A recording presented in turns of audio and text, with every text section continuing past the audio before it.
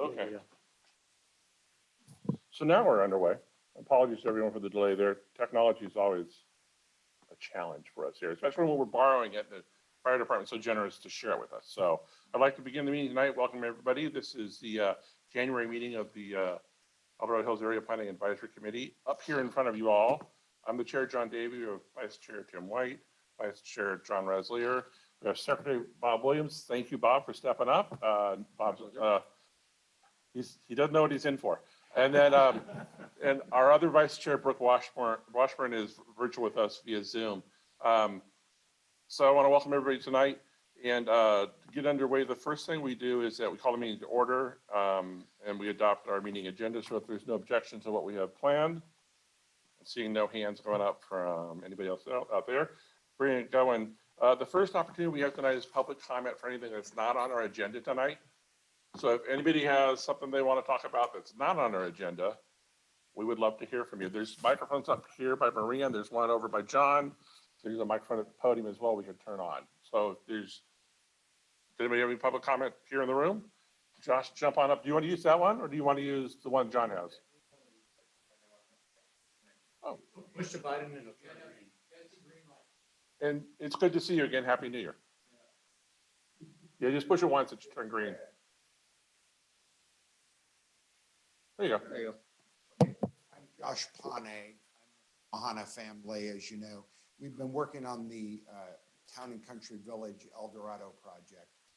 The whole last year, we presented to you last year, and we're now just beginning the environmental stage. So I wanted to let you all know, and anyone who's watching, that the NOP scoping meeting will be our next piece.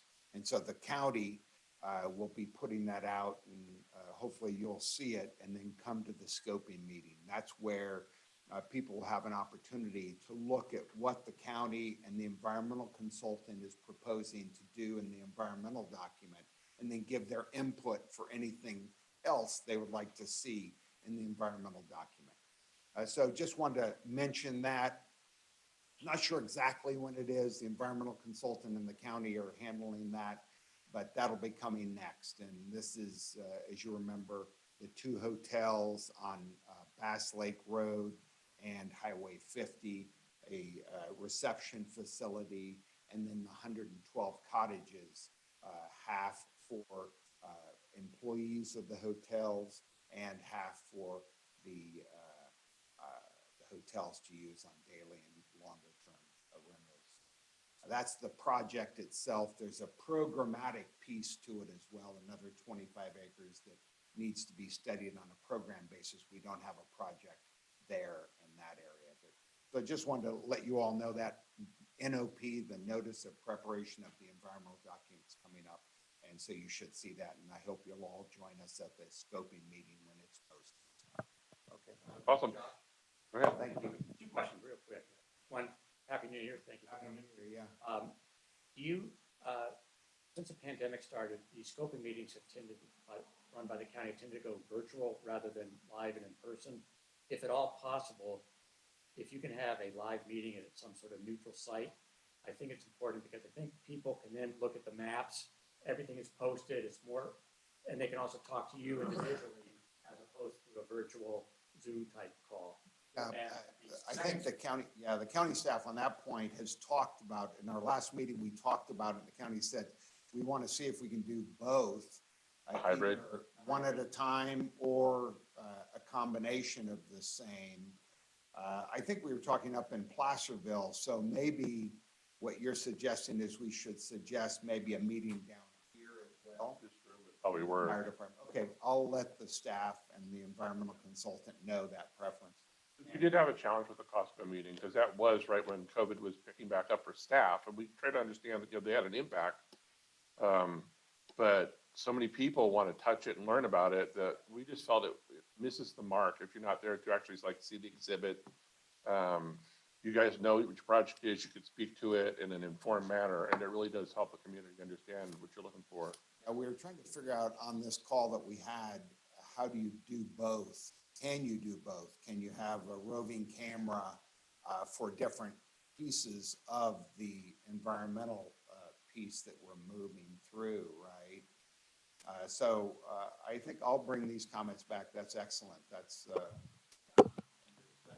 Second, since you're starting the environmental process, just so sort of APAC can do its long-term planning, because a lot of times we get these, after it's all done, we get 45 days to comment after you guys give us a book with 1,000 pages to look at. When do you expect the time frame when the public would actually be able to review an environmental report? it's hard to say.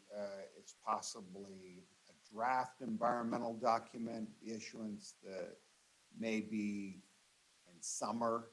And I hate to even say that, maybe June, July, August may be a time frame for a draft environmental document. So we can expect it sometime at least in 2023. Hopeful.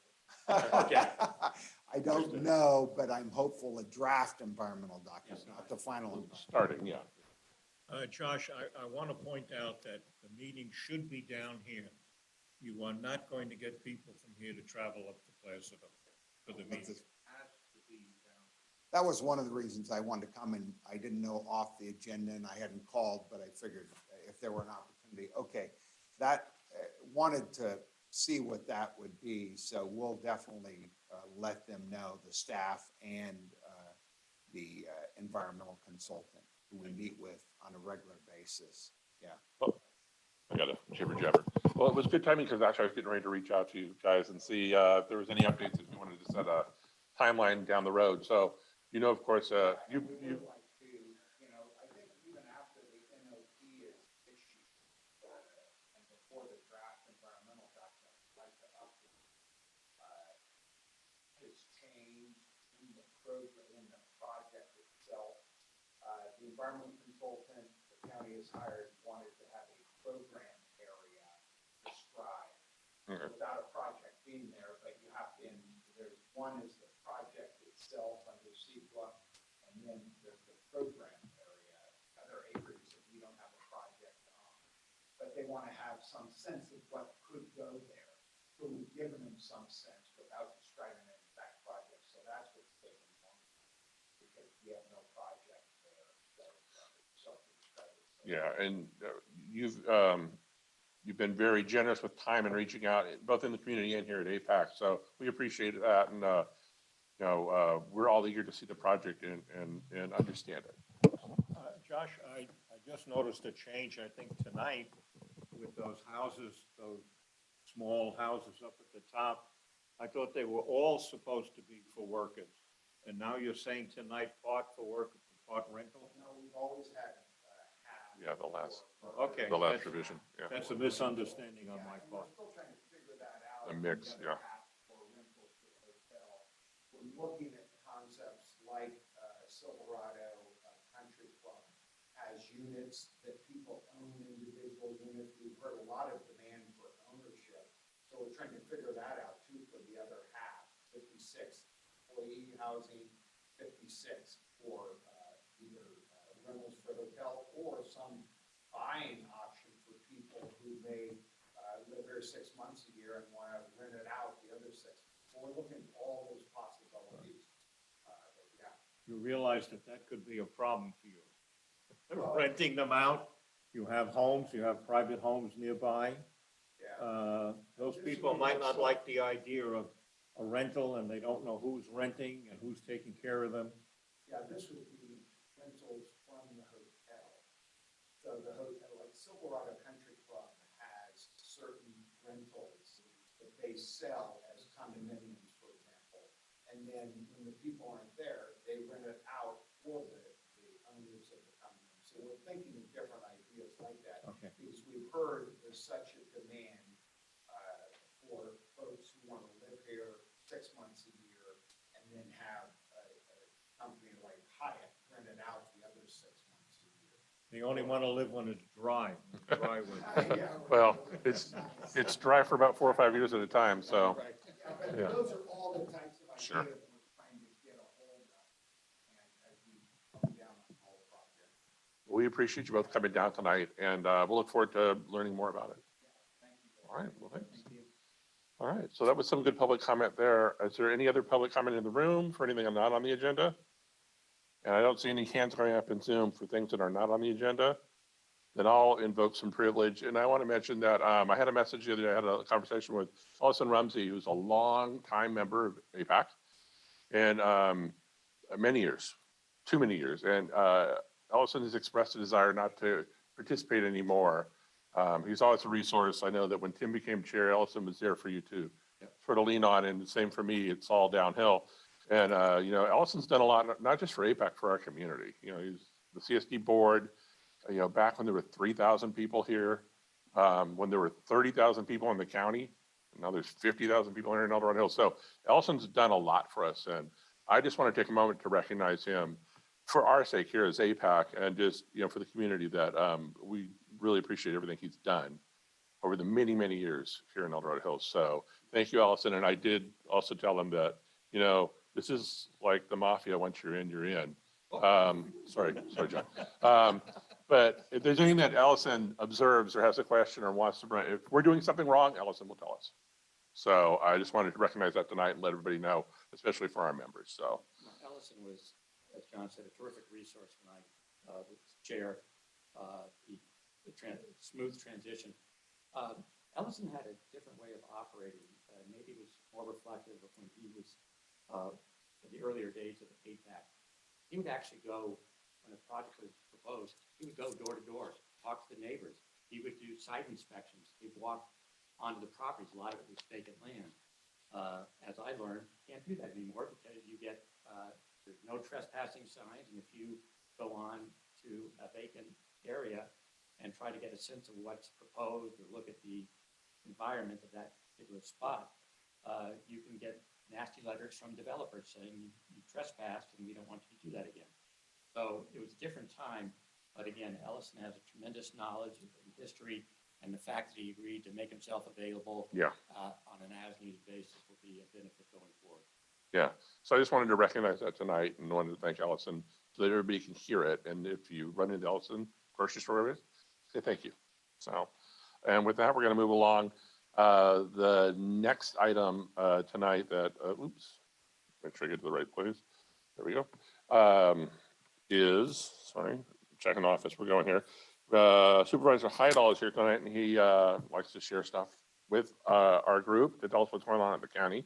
So, John, if you want to jump in and do that, you have your microphone, ready to go. I think it should be working. So I want to piggyback on Josh's comments a little bit, because recently it was announced that our economic development organization has been able to recruit a senior planner. And that senior planner will be dedicated to working on projects that have significant economic development potential. And so clearly the town and country village concept fits into that category. And I think there's really an advantage to that, because a project of that type, just as an example, doesn't get locked up in the normal building review, planning review and kicked around and everything else. It's a dedicated person that's really looking at trying to bring forward this economic opportunity. And that not only means housing, it means jobs.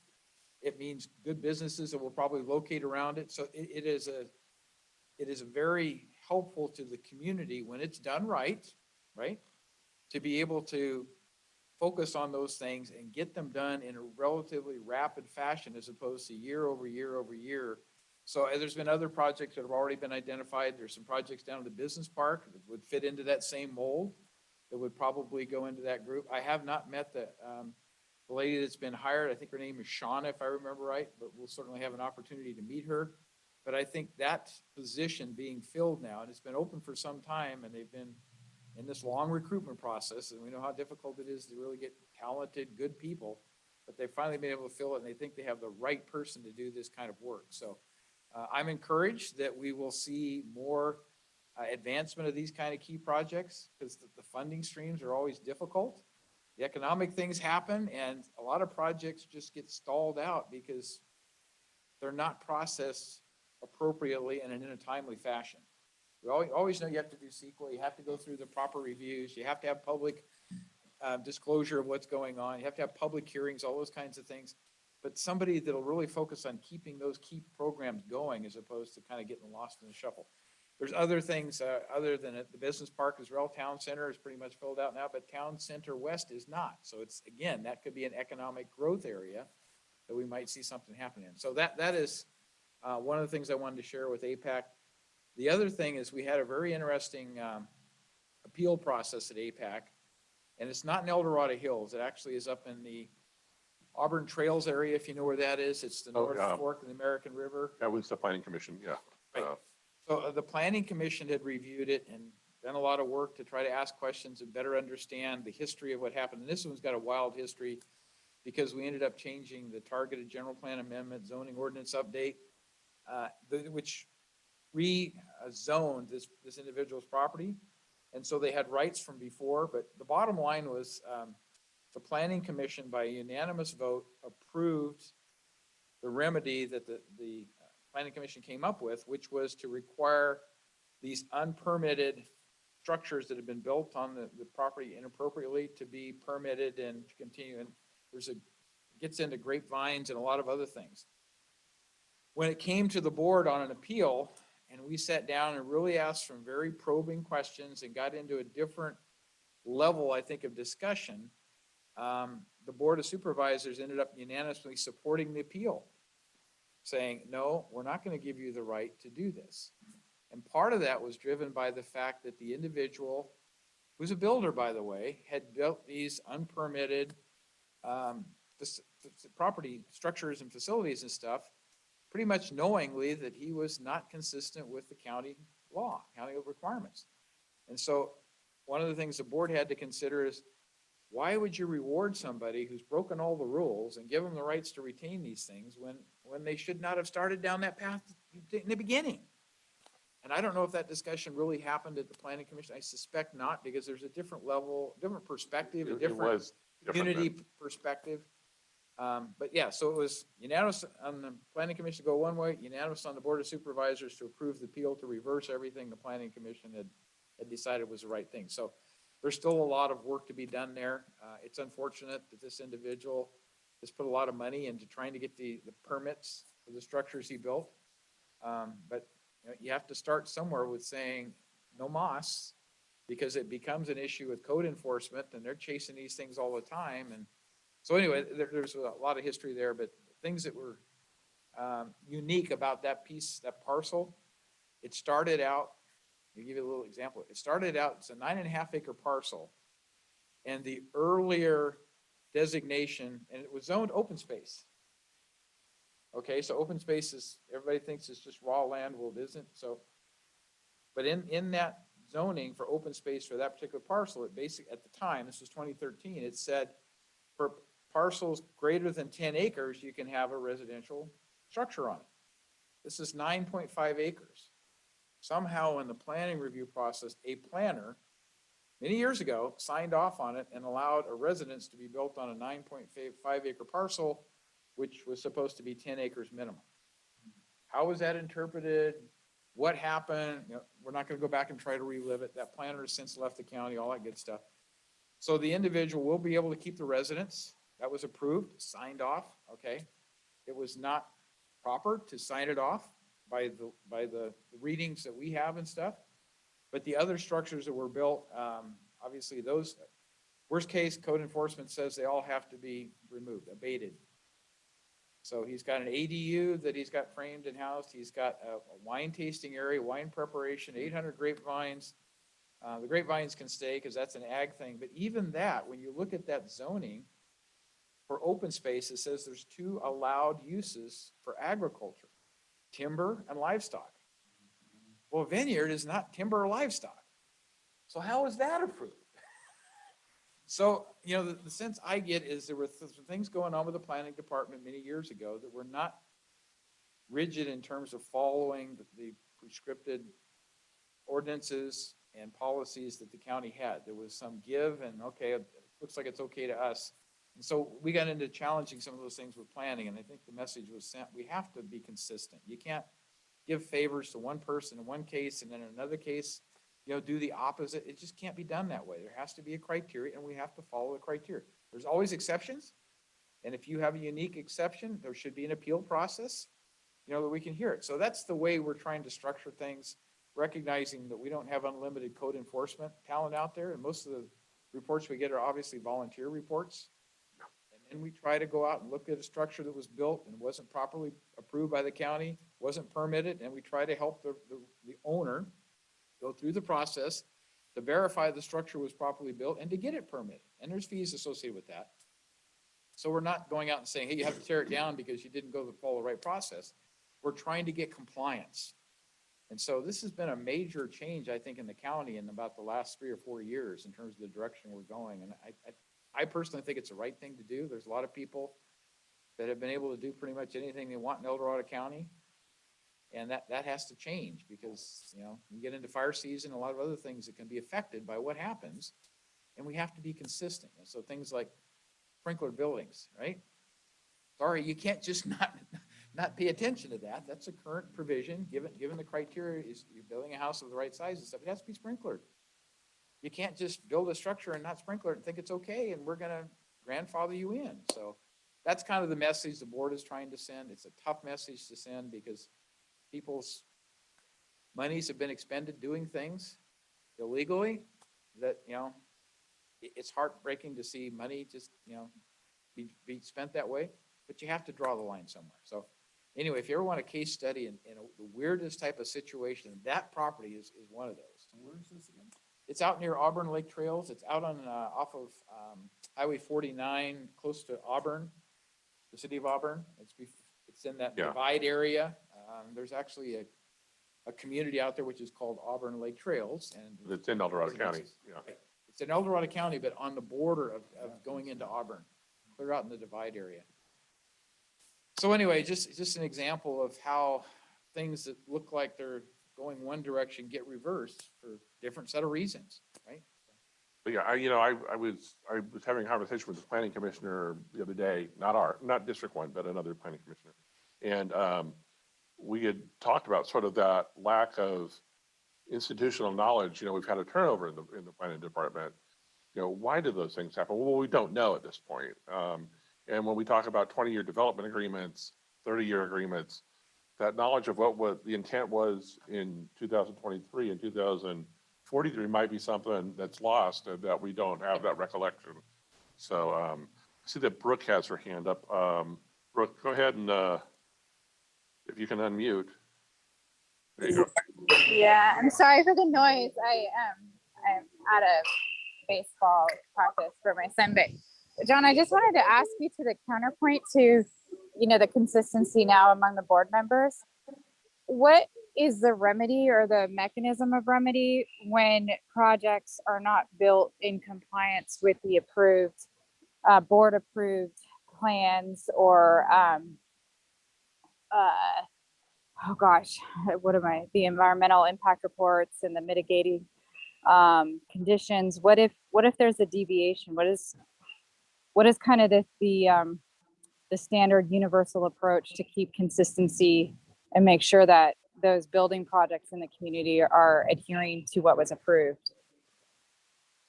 Well, that's a very detailed answer because there's a lot of circumstances where things got grandfathered and probably appropriately. And then there's other things where if people are going to get it brought to the right standard, it's got to include all the current uniform fire code provisions and other things.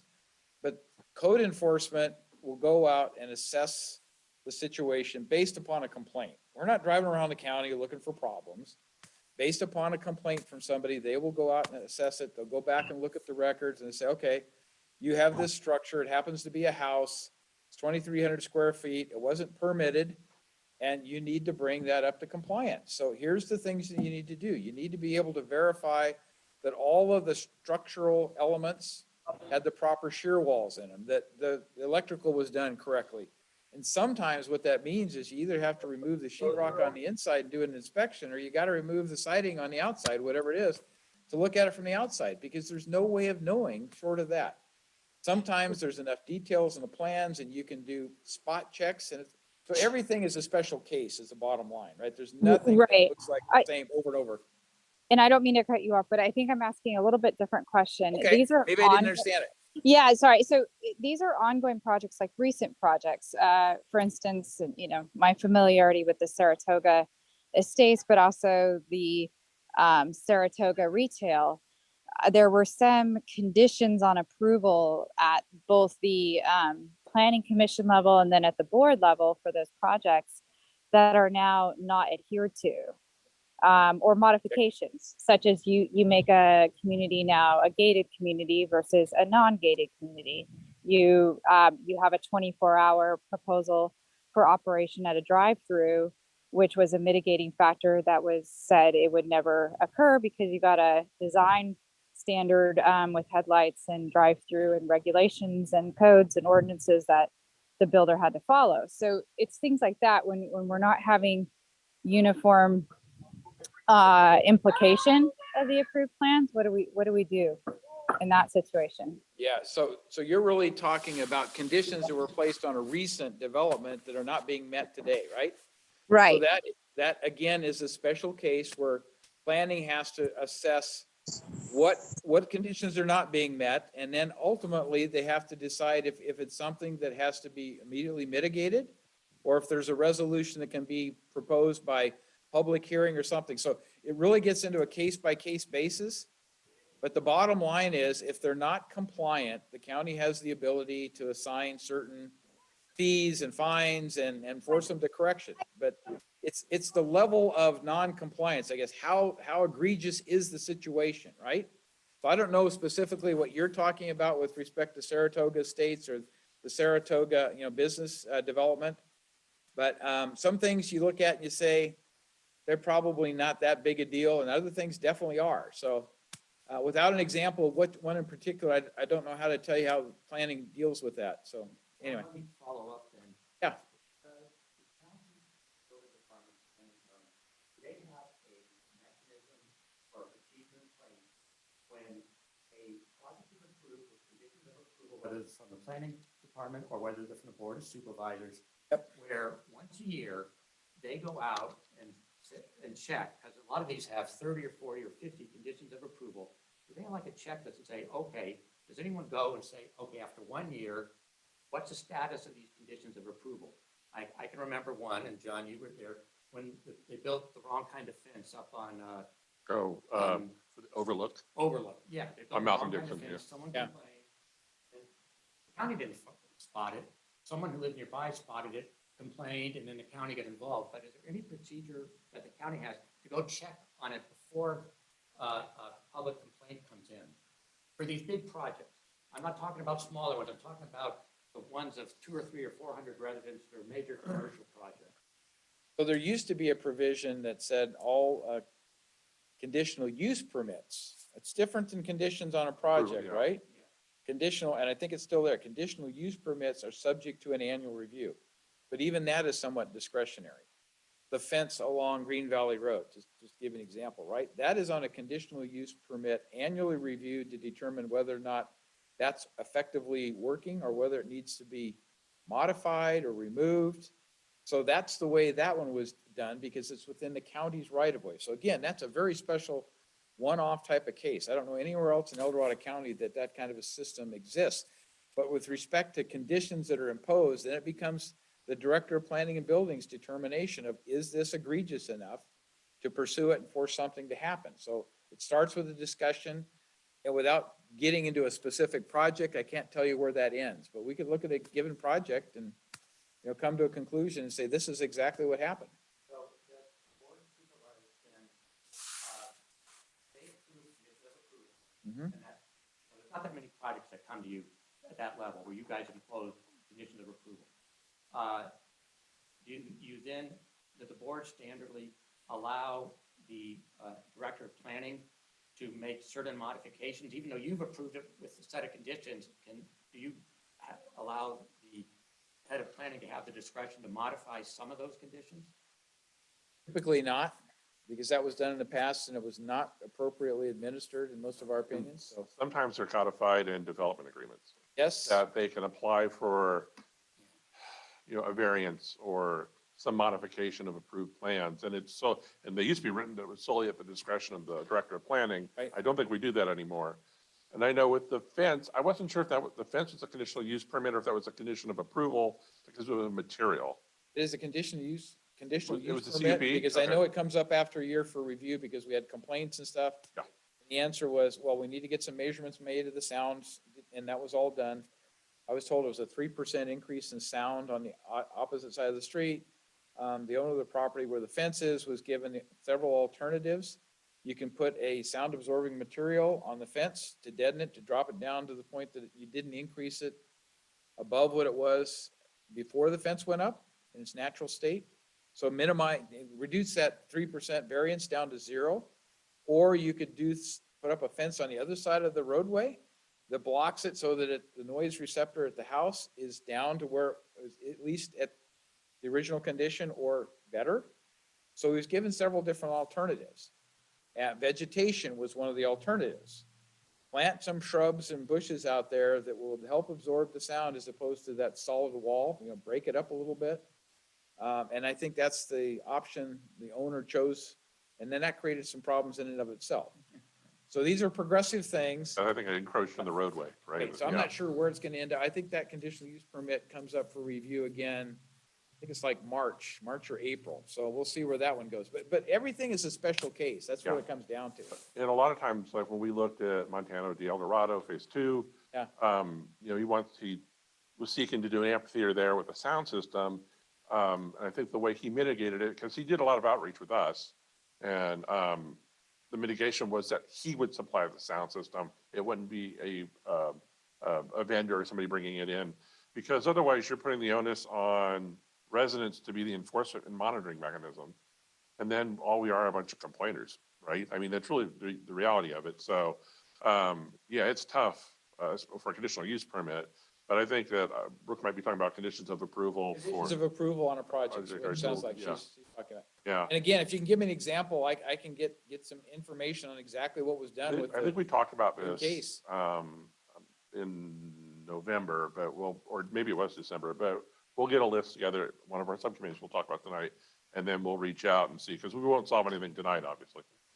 But so if there are, and then I'm going to ask the question. So are you ready?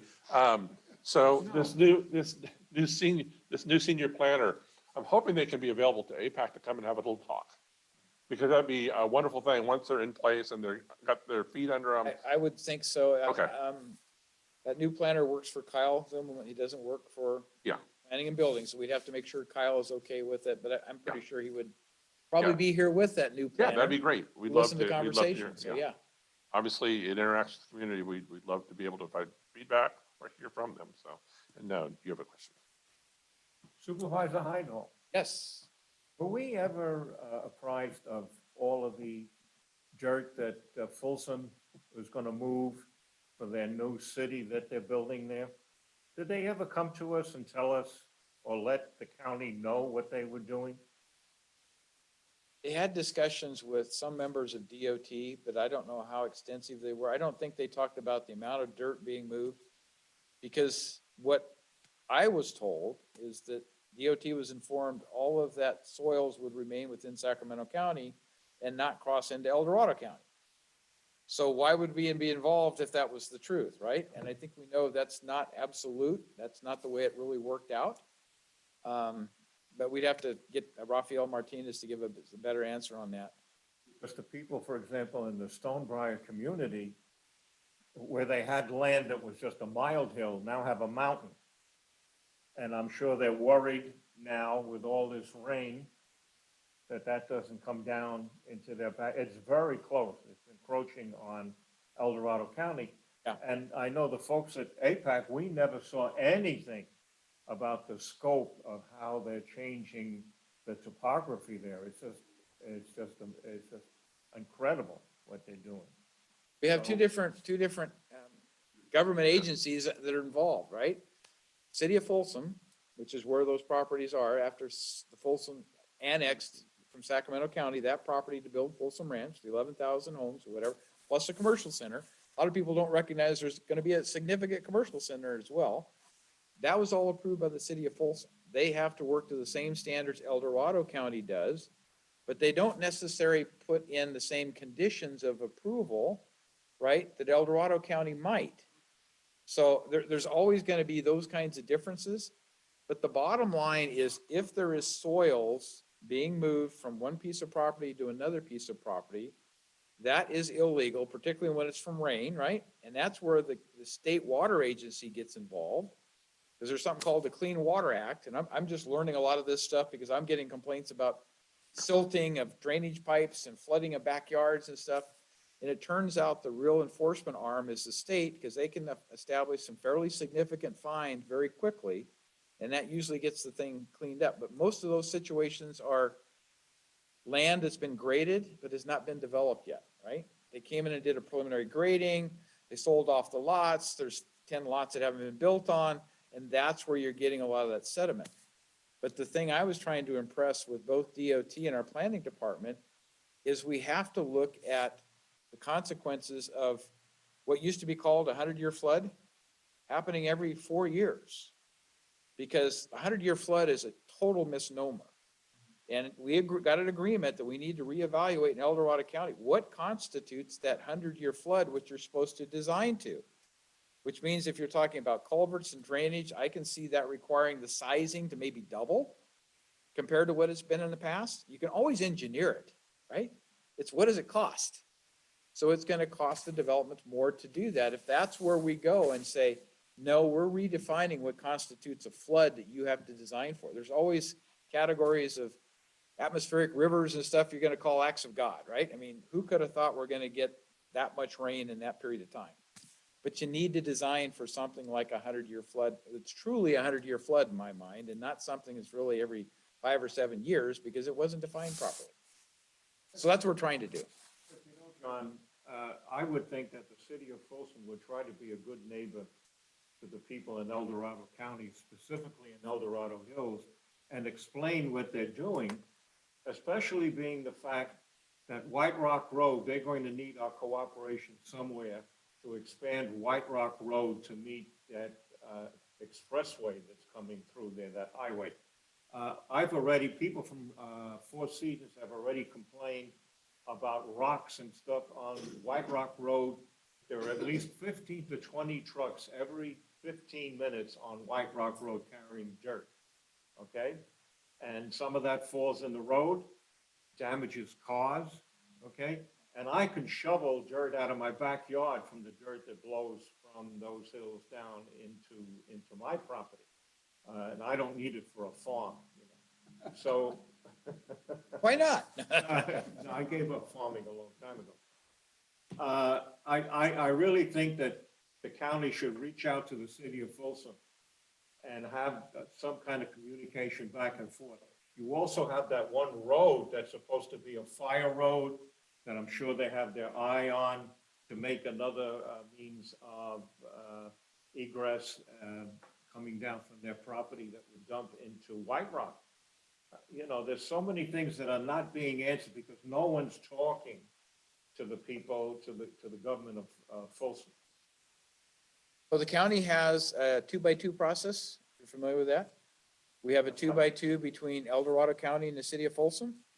I participate in that 2x2, which is when the city management and their Department of Public Works and our DOT and our CAO and 2 supervisors get together and we talk about what are the things that are concerning each of us relative to issues on the borders, issues with consistency in the way roadways are done, access to trails that cross over the county line, all of those kinds of things. That's the appropriate format for that, is a 2x2, and they've been in existence for probably, the full one with Folsom, I think, has been in existence for 8 to 10 years. So all I can tell you is it's never risen to this level of significance that was brought up in a 2x2 discussion. There's a lot of other things that were. Cutting through, I'm trying to think of the name of the street that's. Prima, yeah. Elmbrar, yeah. Well, that one didn't come, it's the other one that's through the middle of El Dorado Hills. It's kind of the cutoff. Via Bellagio. Via Bellagio. You're right. I think it's Via Bellagio. Because the people in Folsom were complaining because people from El Dorado Hills were racing down their streets and through their subdivision and there was no controls. And they wanted DOT to establish stop signs and all that kind of stuff. So we met with the city of Folsom to describe that and went back and looked at the history, was what was agreed to. And it was agreed it was going to go through that residential community. So there was nothing wrong with the way the road was put in. The problem is people don't follow Department of Motor Vehicle speed laws and stopping and proper safety. So now it becomes a law enforcement issue, which is why the city of Folsom was making a lot of money on people sitting down there waiting for them to speed through. So that was their answer to it. But we did have a 2x2 to talk about that to make sure, because what City of Folsom wanted El Dorado County to shut the road off, block it off, so that's no longer an access into Sacramento County. And the answer was no, this was all approved. It was designed properly. It was built properly. So it's not an issue of how it was constructed. It's an issue related to human behavior in today's world. So those are the kind of examples, but we can certainly bring it up at a 2x2. I think you should. Well, then submit the information to me in a packet that I can basically take to them that they'll understand. I can't talk about generalities, right? I have to have photographs, I have to have examples, something that is specific to an issue that they need to look at.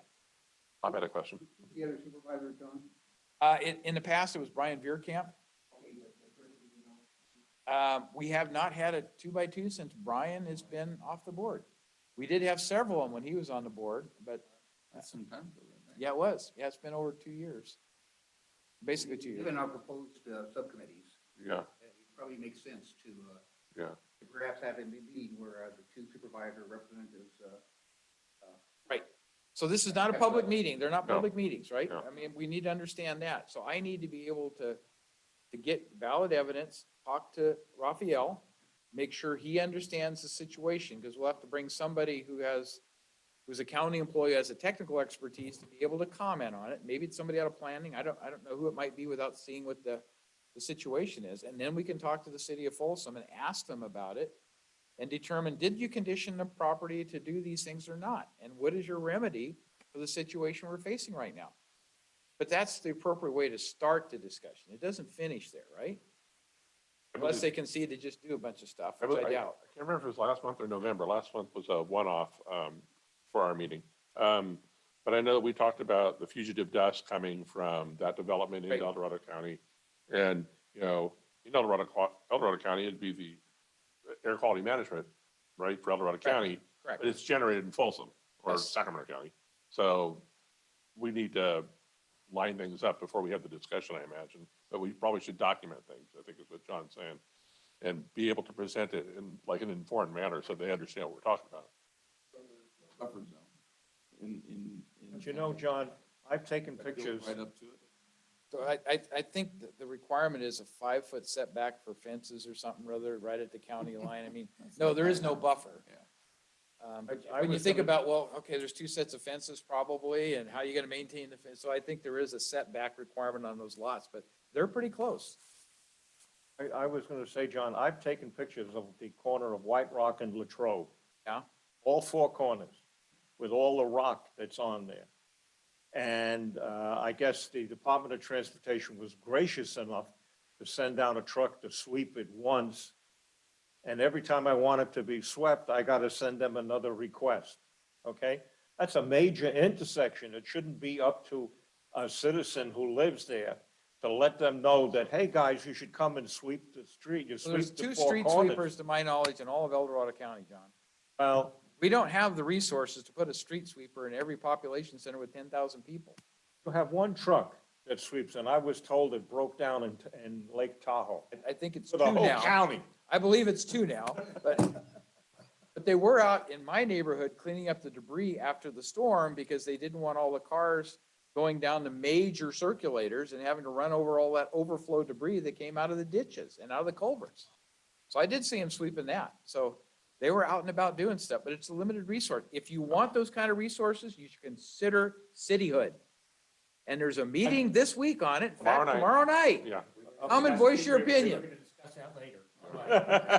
You know, maybe we will. Those services, that's the But in place to terms go. of that equipment and that staff being No, available, it's maybe a a schedule would CSD. be a It's good down thing, at right? our community services district offices, so. All right, well, John, we've asked a lot from you tonight and we're using up a lot of time.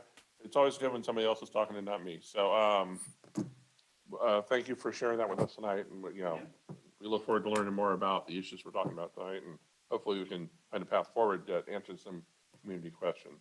So the next topic, let me go back to my screens here. Sorry, guys, I'm encumbered.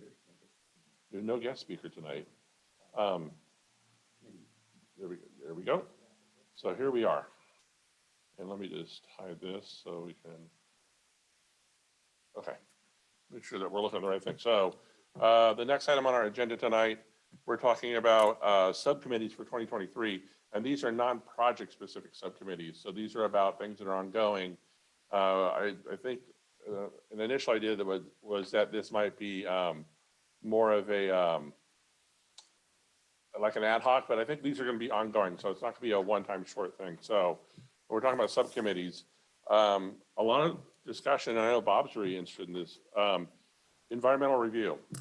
So when we look at a project comes in and we get that first look at a draft, and then there's a final EIR, maybe there's a mitigated negative declaration, but that review, as the project progresses, how do we know that the circumstances and the conditions around the project have changed? We don't, and we're always asking county staff, you know, and the answer is always, well, it hasn't. So it's an idea that we had, that if we had a group, maybe 2-3 people, maybe 10, that want to look at environmental review and then discuss it with the planning staff, and maybe we can have something here in terms of a public meeting, a discussion about things like, you know, a negative declaration, a mitigated negative declaration, you know, EIRs, modifications or changes to these reviews after the project has been approved. When we're talking like 20-year development agreements, you know, how do we verify?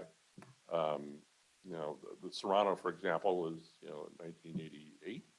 And I know that in 2019, the Planning Commission did ask for, you know, Serrano Associates to come in. Could you verify that you've done all these things that were required in your development agreement? Because there was supposed to be an annual review and it wasn't happening. It was inconsistent. So they did come back and they demonstrated that they had largely complied with it. But until you do that, we don't, you know, nobody knows. So things like that, how do we monitor? If there are changes or in conditions, there's modifications to projects after the approvals. In the past, it was left up largely to the discretion of the planning director, and that's not how we try to do it anymore. You know, could we quantify what a significant change in condition is? Who makes those decisions? And, you know, is it just the lead agency? So questions like that. So we're going to run through this list of subcommittees. We'd love to have a couple people step in. If you haven't worked on a project and you want to volunteer for this, this is not time sensitive, so we could make this something you can do as you're available. Members here are always available to help. So environmental review, and what I'll suggest tonight is that our email addresses are on our agenda. They're also on our website at edhapac.org. We have a contact email there. If anybody in the community who's watching tonight, if you think about it, stew over it, ruminate that you want to maybe participate, we want to hear from you, and we want to hear your ideas about how maybe we could do this differently or better. So environmental review subcommittee is one. The one that I'm always interested in, of course, is in traffic, circulation, and transportation. And it's the easiest one. But, you know, there are a lot of, we've benefited that DOT has been very generous with their time. Raphael's been here a few times talking with us, scheduled for next month as well. We're going to hear from DOT next month at our February meeting. But, you know, we always hear references to, you know, the California Highway Design Manual, traffic warrants. Well, there seems to be degrees of traffic warrants. How do we quantify that? How do we know as members in the community that we're meeting the requirements with a project that make for a good road, for an improved road, when there's an opportunity with the development or with capital improvement? So we'd like to have a group that has an understanding of that can inform other subcommittees when we're working on project reviews. Specifically, this question comes up, you know, can our new roads for projects or improved roads for capital improvements, can they be designed to exceed the minimum requirement? Because right now we talk about traffic warrant, and I know Brooks community is very familiar with Saratoga in that, you know, they're curious why there's no stop sign at Finders, you know, where there's some sightline issues and the curve of the road, and people are noticing, you know, it's a brand new road segment and it's fast. So why couldn't we have put a stop sign in there now? Well, the answer from DOT is that it doesn't meet a traffic warrant, a condition that merits doing it. We've noticed in Folsom that they put traffic signal or traffic controls, signs primarily, but into a lot of places that maybe they don't look any different functionally than what we're seeing in El Dorado Hills, El Dorado County. What did you say, the city of Folsom? The city of Folsom, yeah. And the city is a little different than the county. Did I say county of Folsom? What are Sacramento County roads like on Grand Valley? That's different. Case in point. Exactly. Well, see, and that's the thing. So again, we're talking about city. Thank you for pointing out that four-letter word. So, but why, why can they do these things that are maybe rise to a higher level of service for the community, whereas the county can't? If it's funding, it's funding. We understand that. But if it's just the decision of saying that we'd like a better road, we'd like a better configuration of a road, we'd like to be able to build a road that will last longer without having to be improved for capacity later. If we could be thoughtful and forecast, and our struggle with DOT is that for 20 years, a lot of the forecasting doesn't meet where we're at now. The reality now is different from then, whether it's more or less. So these are questions we want, Well, let me give you an answer, and that is, in part, if you really want that level of service, a zone of benefit can be formed. Clearly. Create the revenues to do that. But that zone of benefit has to be funded by the people who receive the services. And it's only going to be within that zone that occurs. But that is the kind of thing that El Dorado County has had to work with. But the bottom line is, El Dorado County on a per capita basis has nowhere near the revenue income that the city of Folsom has. They have, I believe it's one law enforcement agent out on the street for every 1,000 employees. We have something that's like 10% of that, right? Yeah. And it changes, it varies from time to time, but we don't have the law enforcement. We don't have the ability to maintain the roads. There's a lot of rural roads that have to be maintained. When you really look at the situation of El Dorado County, in my humble opinion, the Keep Us Rural theme meant that we didn't form cities and we don't have additional revenues here to provide those higher level services. So the people who basically were involved with the formation of the developments and everything else in El Dorado County originally wanted it to be a fairly rural environment, with the exception of housing for Sacramento County that basically provides the commuter housing threat. But you get beyond Cameron Park and that pretty much diminishes quite a bit, so. I mean, that's always, and I'll always cite it because I live there, and it's personal to me, Bass Lake Road, it's a rural road that has a suburban development all along it. That's the choice the county made. They chose not to improve the road. They chose not to create zone of benefits or other things.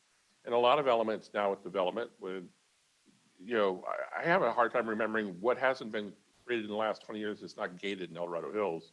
And the reason you gate it is because an HOA can take care of the road and the county doesn't have to. It's one of the mechanisms of getting projects approved. But I think what we're talking about is that when we design these things or define them for a project, why do we design to the minimum? Why do not we take a step beyond and say, hey, we need a stop sign? Brooke's very good at pointing out, there are stop signs that are put in on the new segment of Wilson, at Saratoga. Clearly, there's no traffic warrant for that now. But because it's a new development, they were able to ask for that. The impact to Finders Way was the result of the development. Why couldn't they have extended that mitigation, eyeing that future need to Finders to satisfy residents that are in place already? They're clearly being impacted. So just questions like that, So Why can't we have shoulders on our roads so that when you have a flat tire, you can get off the road safely and not have to drive into the ditch? Yes. Because the county accepted roadways that didn't meet standards for years ago, and So we I still think live we're with talking about those. framing the conversation when we review a project to say, why are we not asking for this? And if they provide an explanation, when it's time to vote for things, you have one term left, so you have a few years left in your term. So we won't hold you to it. We know that you've been very proactive in looking at these things for dozens of years, and we appreciate that. But as the community looks at it and for the opportunity, we need somebody to help, not necessarily a hammer, but we need somebody to be proactive about it. And so I'm just like, And I think the whole purpose of these subcommittees, but particularly traffic and pedestrian environment. Now John said it was, in his mind, one of the simpler ones. no, it's not. It's not. I was gonna say, you said that though. Yeah, I was being sarcastic. Oh. I do that a bit. I heard him say that. Because I'm going. And I no, meant it's it. not. You gotta remember, when you look at these, traffic reports, and they are usually one of the longest segments Yep. of environmental impact reports, often, 50 to 80 pages, and then a lot of exhibits and maps and things like that. You don't have to be a rocket scientist to read it, but remember, they're prepared by experts. They're prepared by traffic consultants who do nothing but projects like this. If you've never read an environmental impact report or done much in this area, you can get lost in the jargon.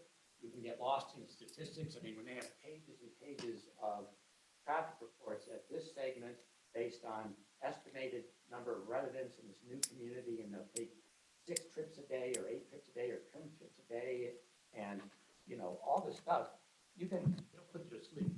So, I mean, but it's a good introduction because all these questions that have been raised here, they're going to be discussed in any environmental impact report that anyone reviews. And you have to start looking at it and considering it, like John said, and decide, is this something where maybe you want to take the time and effort to research just in general these questions, and then you can apply this knowledge, answering these questions for the next environmental impact report. Or be a that comes up, resource. Or be a resource if you don't want to work on that one. Yeah. Because remember, each EIR has 13 or 14 segments that they have to address. And some of them are relatively simpler and easier to read, maybe the biology, the plant life, the animal life, or maybe the fact, are there any historical sites or Native American, Indian, Native American project builds or something like that. Those are usually shorter and you can more easily read them. But when you start dealing with traffic, I gotta tell you, when you start dealing with air quality and stuff like that, so they get very, very scientific. Sound And, mitigation. you have to take the time to learn about it and understand the language and the jargon. Yeah. And so, as we discussed this, some of the things are also, the TAC meeting, or the Traffic Advisory Committee, we have not participated in that as an organization, as a group of volunteers. We have members that have when it impacts something that's in proximity to their homes. So there's probably a benefit to us at least being more aware of when those meetings happen, because we don't see them until it's hard even to get, I'm subscribed to every email from the county. I miss them. And then I'll go, oh, hey, that meeting is this week. I'm already booked for something else. So how maybe we can participate at that level, even if it's just as a listening capacity, so we're aware and we can share with the community, things like that. But sound impacts, I know that residents along White Rock Road, but all over the El Dorado Hills, that, we've talked about the sound impacts and, how we mitigate bicycle lanes. We have a lot of missing segments of bicycle routes, lanes, paths. And that's more at the Transportation Commission, but we'd like to entertain participating at that level as well. The pedestrian circulation, we have a lot of missing segments for sidewalks and walking paths. I know the CSD is very eager to fill in some of those missing pieces, but how do we do that in a thoughtful way and analyze when we're talking about a new development? Where's the opportunity to provide some of those things? And then public transportation, that's tough. We've all tried to, El Dorado Transit's tried to establish bus routes here on the boulevard, and they just don't have the ridership. So, what does that mean? Obviously we're using the sort of the long haul for the state employees, people who work downtown. And it's a good service, but how do we always talk about public transportation when they do an analysis of traffic and how they mitigate vehicle miles traveled. How does that really plug in if we're really not gonna be able to implement an effective public transportation scheme? It's just not a demand. So when we talk about that, are we just talk about it because it's required? Are we being thoughtful and saying, this is a real analysis of what the need is or isn't? So just these elements, if we have a core group of people that become educated on this, can help backstop the other people as they're working on subcommittees. And that's the entire point of what we're talking about here. So. I personally really like this idea of standing committees or subcommittees.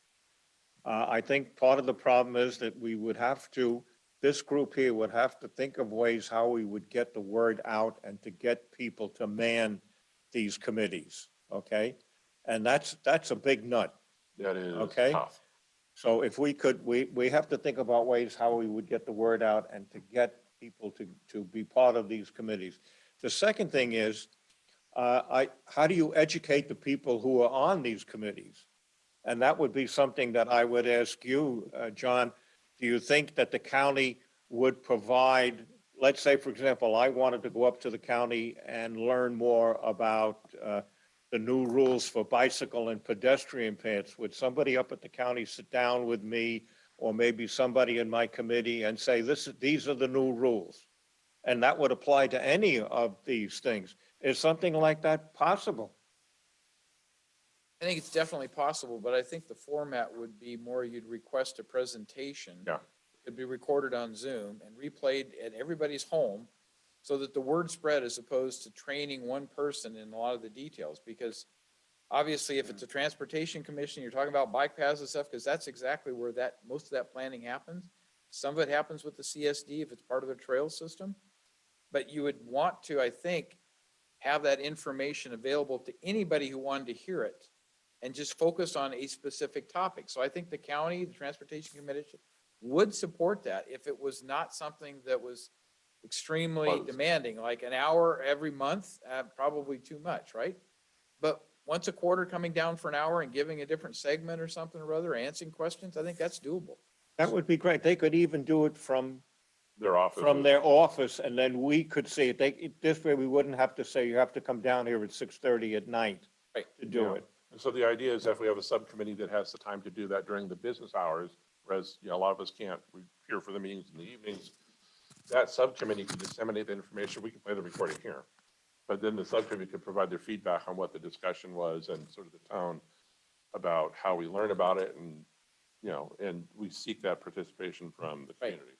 So Because how the other would we- advantage of doing it with via Zoom and stuff, it could be available to any resident in the county. Doesn't have to be just El Dorado Hills, right? The subject matter is what's important. It's not specific to El Dorado Hills. It is about how do you make sure you're dealing with the new laws that are passed relative to bike paths and all those kinds of features. If that's what it's about, that's easy for everybody to learn at the same time. So how do we go about doing that?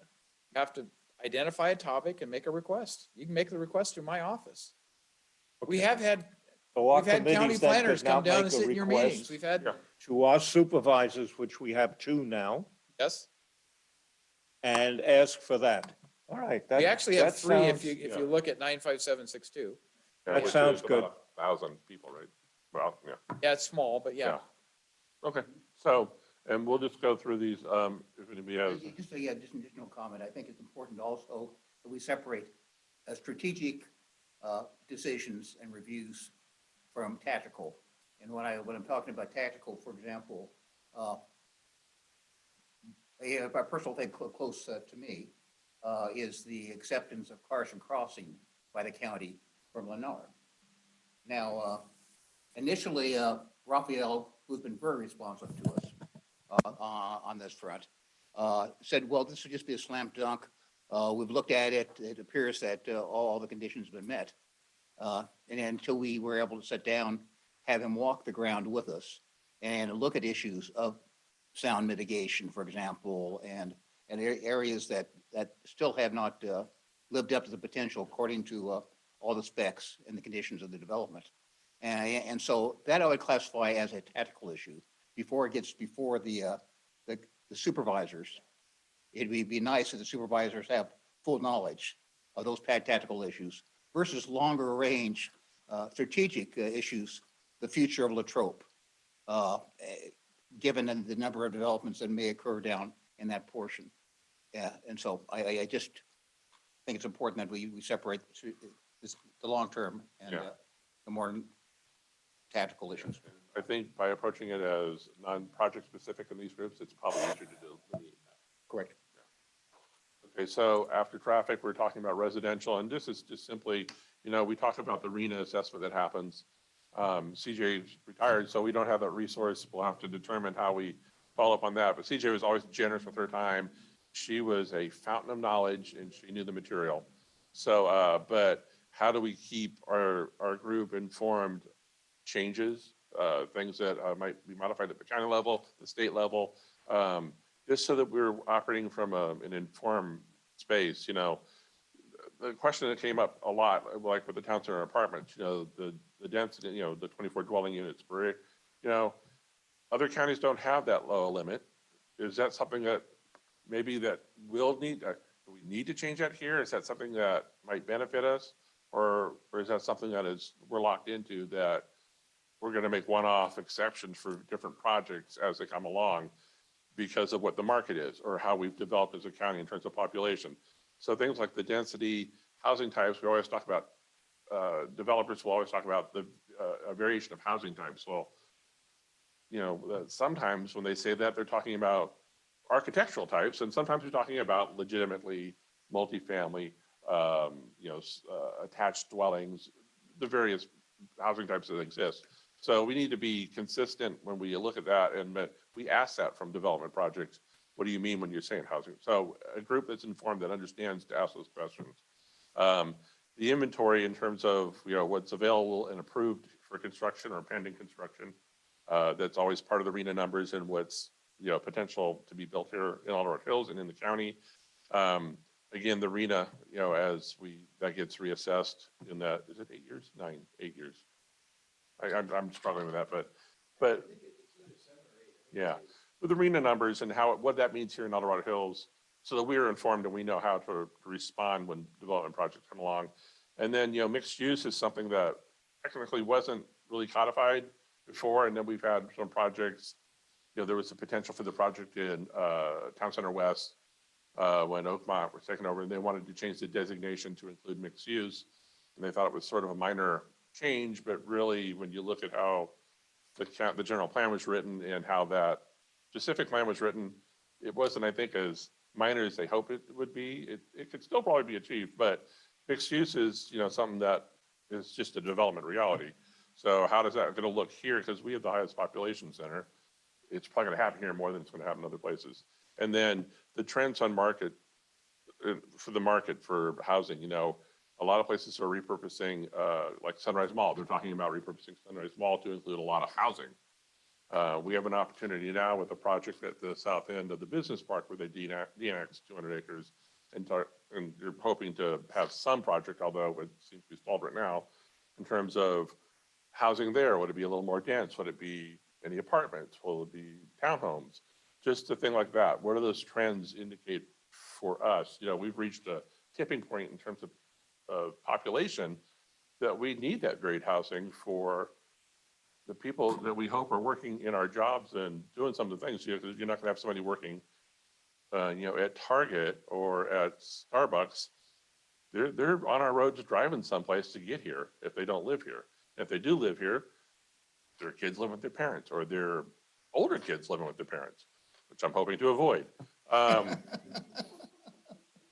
So just that type of thing, you know, what are we looking at in terms of what's going to be before us? I mean, a lot of people in Colorado Hills go, we don't want that. The reality is we're going to have something. So how do we acknowledge that? How do we plan for it? So for us to understand it. So residential subcommittee to look at that. Utility subcommittee, just so that we're familiar with EID, we ask this question constantly. Why is there always enough water for any project? It always seems, you know, there's a solution, right? You can get a check, you can write a check, you know, those connection fees, EID eats that up. And there was an awesome presentation, a workshop at the Planning Commission from the County Water Agency and from EID, and they talked about water planning. And it's a long meeting. It's like 3 or 4 hours. Don't ask how I know. So I reached out to EID to see if they would be interested in presenting something here. I have not heard back from them. So I might just contact my EID division director and see if maybe I can get an answer that way. So we would love to have a more focused conversation about the water structure, you know, the water utility here in Dorado Hills. You know, some communities are still septic. Some new developments are proposed with septic. You know, how does this mix work? How do they recognize when a development project comes in that their measurements, how they determine that, yes, there's enough water. So that's the thing we always say. The schools never have a problem with development. The EID never has a problem with development. Why? We'd like to be educated on that.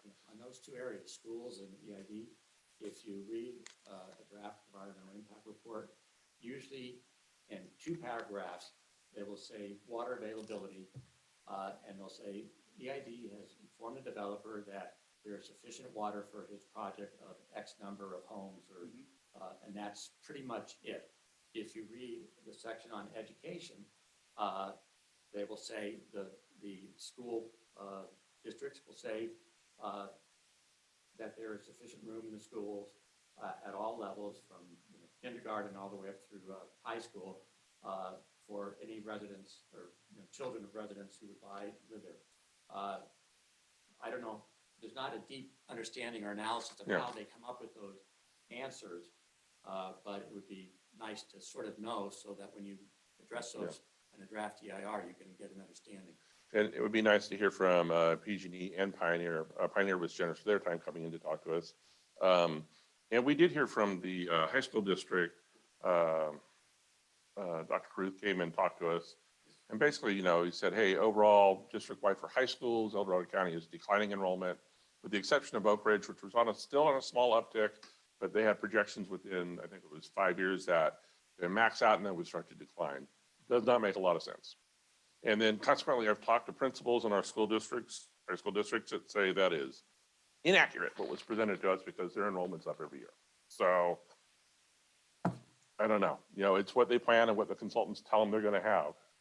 So utility subcommittee, just one area we want to talk about. Recreation is something that I think a lot of us are interested in terms of, we always have a requirement for parklands, open space. So how are those needs determined? We need to understand how we make that measurement. And then, we'd love to have the CSD come in and talk to us about when they get a project before them. I know a lot of projects have been handed to them. They go, well, this space that you're proposing for park use, not suitable. It's on granite outcroppings, or it's a wetlands, or elements like that. And so the CSD a lot of times gets handed a property and said, oh, here's your parkland, here's your space. How do they determine what they can do there? How do they determine the need? There's some challenges with communication with the CSD, with planners, with projects, with the community. We all seem to be talking at different levels. It'd be great to have a better understanding of that and how we can define what those needs are when we see projects come before us. And then Well, let me just comment, the how you keep asking about is master planning, right?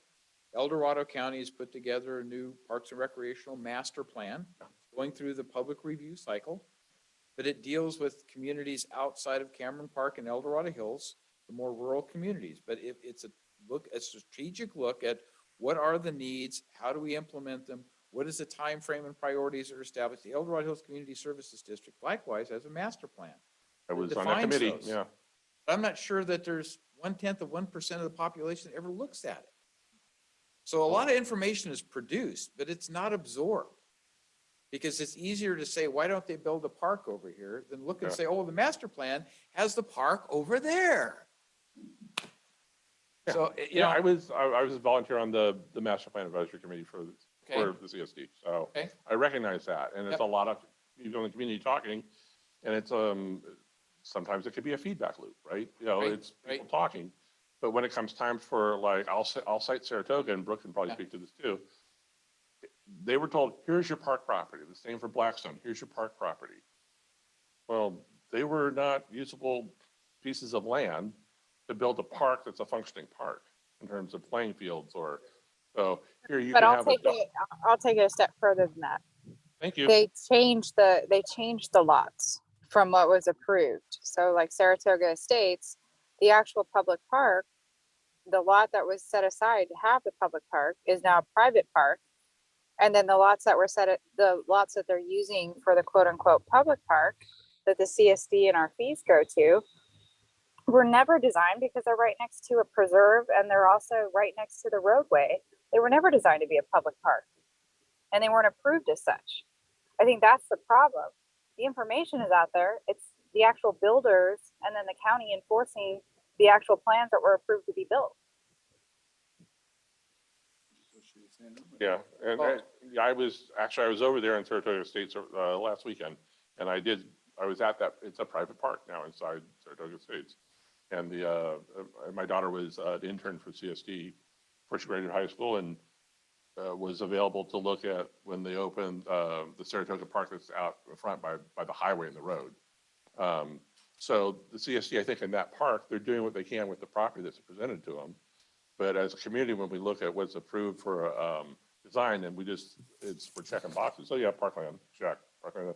How do we connect what's being offered that it satisfies, the community need in terms of when a project's approved, they say, Quimby Act, you have to have this much. So, and then is there a better mechanism? But the organization, it's a CSD, and there's a dedication proposed of park property that's not suitable for parks. The answer is we don't accept it, and they pay fees in lieu of, right? That's the process. So what we did years ago on the fire board was we were always with the developer proposing parcels that we wanted for future fire stations, not waiting for them to tell us, this is what you can have. So there's a proactive and a reactive mode to that. And if you get strategic and get more proactive, I think you will find better results when it's all said and done. Because we demonstrated the fire department any number of times by the properties that we got because we sought a specific location. And we were able to work with, in this case, the business park for the most part, for them to make that accommodation for us because they recognized the importance of having a fire department where we wanted it, right?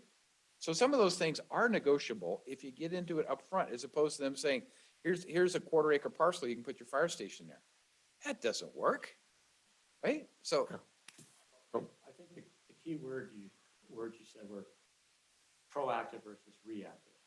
And unfortunately, I think a lot of what APAC does and other private groups, if you would, is until the information is presented, whether it's in a draft environmental impact report, where a lot of times we're just not aware. We don't have a chance to be involved. And so as soon as that report is issued, we are reactive because we're reacting to something that the community as a whole probably has very little input on. It's all been consultants and specialists and the developer dealing with county. And we only get the final, the draft environmental impact report. That's where we have to become reactive because we haven't been a chance to be proactive. Now, in reviewing that report, we can make comments that we hope are proactive. Hey, instead of that piece of property, which is right next to a freeway and it's rocky, how about a spot where it's level and we can build a couple of playing fields for parks or any number of issues. Right. But I think, unfortunately, the way the system works, we are put in a reactive position, just given the time frames and the knowledge and the fact that, you're looking at volunteers. We're not of us are professionals in these areas. And, some of us are working full-time plus, others, we have our own lives to lead too. And we can't spend, all this time on various committees and subcommittees. We try to do what we can, but it's just not humanly possible when we're up against, paid consultants and developers. But just one point to that though, the timing on being proactive. The Saratoga Estates, to use that as an example, this was in the site map. This was in the approved site map where the park location. Then it was changed by the CSD after the site map and after the permits and the building started. So I'm a little bit confused as to how we can be proactive because we're proactive at the review level. We're going before the planning commission. We're agreeing upon, what we want. And then we're following up. We're seeing what the tentative, the tentative maps and then the site maps. We're looking at that. It's consistent with what's approved. But then what's built is completely different. And then the CSD is telling us, oh, well, they changed it after the fact and told us that was going to be a utility parcel, but then they created it as a private park. I don't think there's a way you could be more proactive as a community in that. This is where the county needs to step in and say, I'm sorry, that's not what we approved. And I don't know what the CSD can do at that point in saying, none of these parcels, you have to have a certain allotment as far as your approval for the project, as far as open space and recreational space, and you haven't met that criteria. So what are you going to do, developer? Yeah, I think what Burke is saying is, to some degree, is no reaction at all. Is as dangerous as being proactive or reactive. Another case in point, obviously, is the Carson Creek Pacific Plan that designates a 30-acre regional park to be developed. That park was part of the CSD master plan when you, John, were part of the committee and was approved.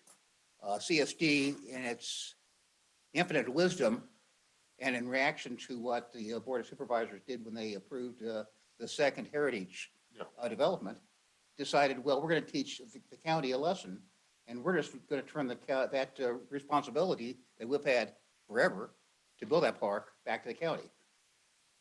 Now, right now, that development is not going forward because CSD, irrationally, to my mind, reacted saying we're not going to take responsibility for the Carson Creek Pacific Plan activities. And in turn, what they did was they added to the little 5-acre heritage park all the amenities that were to be attributed to and designated to the regional park and in that area. So, there's a whole series of issues pertaining to that particular park development. But I think that what Brooke is also alluding to in Saratoga is the fact that we can see that there's inconsistencies between specific plans, the general plan, and what CSD may or may not do. And so the challenge I think we have is, where do we draw the line? Where do we get involved, and where don't we? And where do we as a group go to the county and say, Director Heidel, Director Turnbow, whomever, you really need to take a look at whether or not you're going to enforce your specific plans and the general plans, or you're going to let a district within the county march by its own drums. So there's an opportunity for us to participate and just be educated, informed. And if, I always say there are things when we provide our findings on a project, there's nothing that says that we're right. There's nothing that says that the planners are right either. So Let me give you an example where I think APAC was very successful in being proactive, because we seem to have lost that. And I'll take Montano de Oro Phase 2. And you may disagree with me, but what I like to see is when a developer comes and makes a presentation, and this is our concept, and APAC looks at it and proactively says, well, we kind of like this, but we don't like this. Would you consider this? And so my view of APAC has always been to help shape the project into the best it can be from a community benefit perspective. Is there an authority to approve something or not? No, it's strictly advisory, right? But you can help shape the project with a developer who really wants to get the support of the community with their project. And that goes a long way to getting the Board of Supervisors or a planning commission to support it. So I thought what was done in that particular Montano de Oro project, there were residents there that didn't like certain things. It seemed like the mitigation was done, and it's not moving forward either, I'll note, right, for various reasons. But at least APAC, I thought, had significant inputs into it, and the developer listened. Right. And John, to that point, I think what I'm speaking from is I'm having a hard time getting community involvement, because people say we spend our time, we give our input, we work towards a collective that we think will be a positive impact on the community, but then there's nobody there to enforce and maintain and ensure that our efforts and what was promised is actually what is built. And that's the disconnect, and that's what's impeding my ability to get more people involved, because the consensus that I hear is, why should I bother? They're going to build whatever they want to build. So I think that's the counterpoint. And as the APAC, I would love to spend time and energy on all these, and I'd love to get more people and have that positive impact and give that to the board and show the board what the community wants. But we also have to honor the people's efforts to get to that point and build what is actually approved. I'm going to say, John, I think you have to have a developer who's willing to listen. Yes. Some developers have come to APAC, they've presented, they've actually listened. Other developers have presented, but they have not indicated that they're willing to accept any community input to their project. They sort of have their way or the highway, as we used to say. Yep. And so it's a two-way street. You have to have developers who are actually listening and interested in what the community wants. But I believe, Do that- it, let people listen. I believe the current Board of Supervisors listens to what the residents have to say, and if there isn't residential support by agencies like the Cameron Park Design Review Committee or somebody else, it doesn't weigh real well with most of the supervisors, and I don't think it weighs real well with the planning commission either. So I think some of the things you're talking about are changing in real time, but it is a function of who you vote for to represent you. We can talk about the CSD, we can talk about any organization, the fire department, right? It's who represents you that will make the changes, but they don't happen overnight. And so you have to look at what do we do to get to the point that there's more control over what actually happens? Because we all know that any subdivision that's built, there is as-built designs, drawings that are prepared typically as opposed to the as proposed. Because they got to a situation that they couldn't put the drainage in where they wanted to. There was a negotiation done. They changed the drainage. It met all the standards. But something like drainage doesn't affect the community as long as it's operating effectively, if it's maintained properly, right? Doesn't matter if it's this side of the street or this side of the street. If the drainage is properly sized, it's in the right locations, and it's maintained, it should work fine. But the things you're talking about are more related to the community services part of it, right? Parks is a huge one. I can see that as a prime example. I was unaware that there was all these changes made with the CSD relative to the park sites and everything until just now. The board doesn't get involved with those things. And typically, I don't know that planning and building does either. Because in part, it ends up being an out of sight, out of mind thing. And so how do you bring that in with enough oversight to make it effective? Nobody wants to be the cop, right? So nobody can go driving around to make sure everything is done exactly right. And I'll tell you, we struggle with getting adequate building inspections on buildings that are built, which is a frustration to me. That to me seems like it's a pretty simple thing to do, but we have had any number of issues with not getting the proper level of inspection on things. But we keep trying to make that better. So there is no easy answer other than communication, but when you have prime examples and you can go ask the question, why was this allowed? That's what I think the focus should be. Why was it allowed that those park facilities were allowed to be changed? Were they changed at the county level? Did it ever go back through even a review by the planning director? Did it go back through any kind of review process? Or was it just something people took the assumption they could make changes and it didn't matter? I don't know. And I think just to follow up on that last point, John, the real, on the Saratoga Estates, the real concern is the safety of the children. It's the proximity, the land that was given as a remainder. There literally are no sidewalks from the existing community, the El Dorado, the Crescent Ridge and the developments that surround the new development. There's no sidewalks to get to that park. There's no bike, lanes to get to that park. So it's almost like it's a public nuisance almost. I mean, it's an attractive nuisance situation. You're gonna have young kids and they're literally walking on Saratoga with 55-mile-per-hour cars to get to the only public park in the area. So it's lapse in judgment on that side when you make these modifications, and we're not thinking about the most innocent population, which is the kids. And it's like a very open and obvious condition, and very logical to think that this is not conducive. So that's the frustration that you're hearing, at least from my community. So my personal view of planning departments and building departments and inspection departments, because I've been in the construction industry for my whole career, is to make it as easy as possible for a development to come through, where there's fewest red tapes. Sacramento City is notoriously trying to always overhaul their building department and making it developer friendly. And I think they go beyond that. I think they say, oh, you want the park switched? You're the developer, you're bringing in millions and millions of dollars in tax revenue for us. Yeah, that's fine, go ahead. And not necessarily representing the people and saying, wait a minute, that's on a corner of a 55-mile-an-hour road with no sidewalks. Whose parents are gonna let their kids play in that public park? I don't see that in a planner. I see it as a concession to a developer, so we can keep moving the project through because it brings in tax revenue. Is that a fair assessment, do you think? I would say El Dorado County was very much that way in years past, but the leadership and the planning and the building department has changed substantially. So it is changing and going through a cultural. I mean, the previous director of planning and building made the statement that he felt his primary role was to get projects approved. And I personally took exception to that at the time. That's not your job.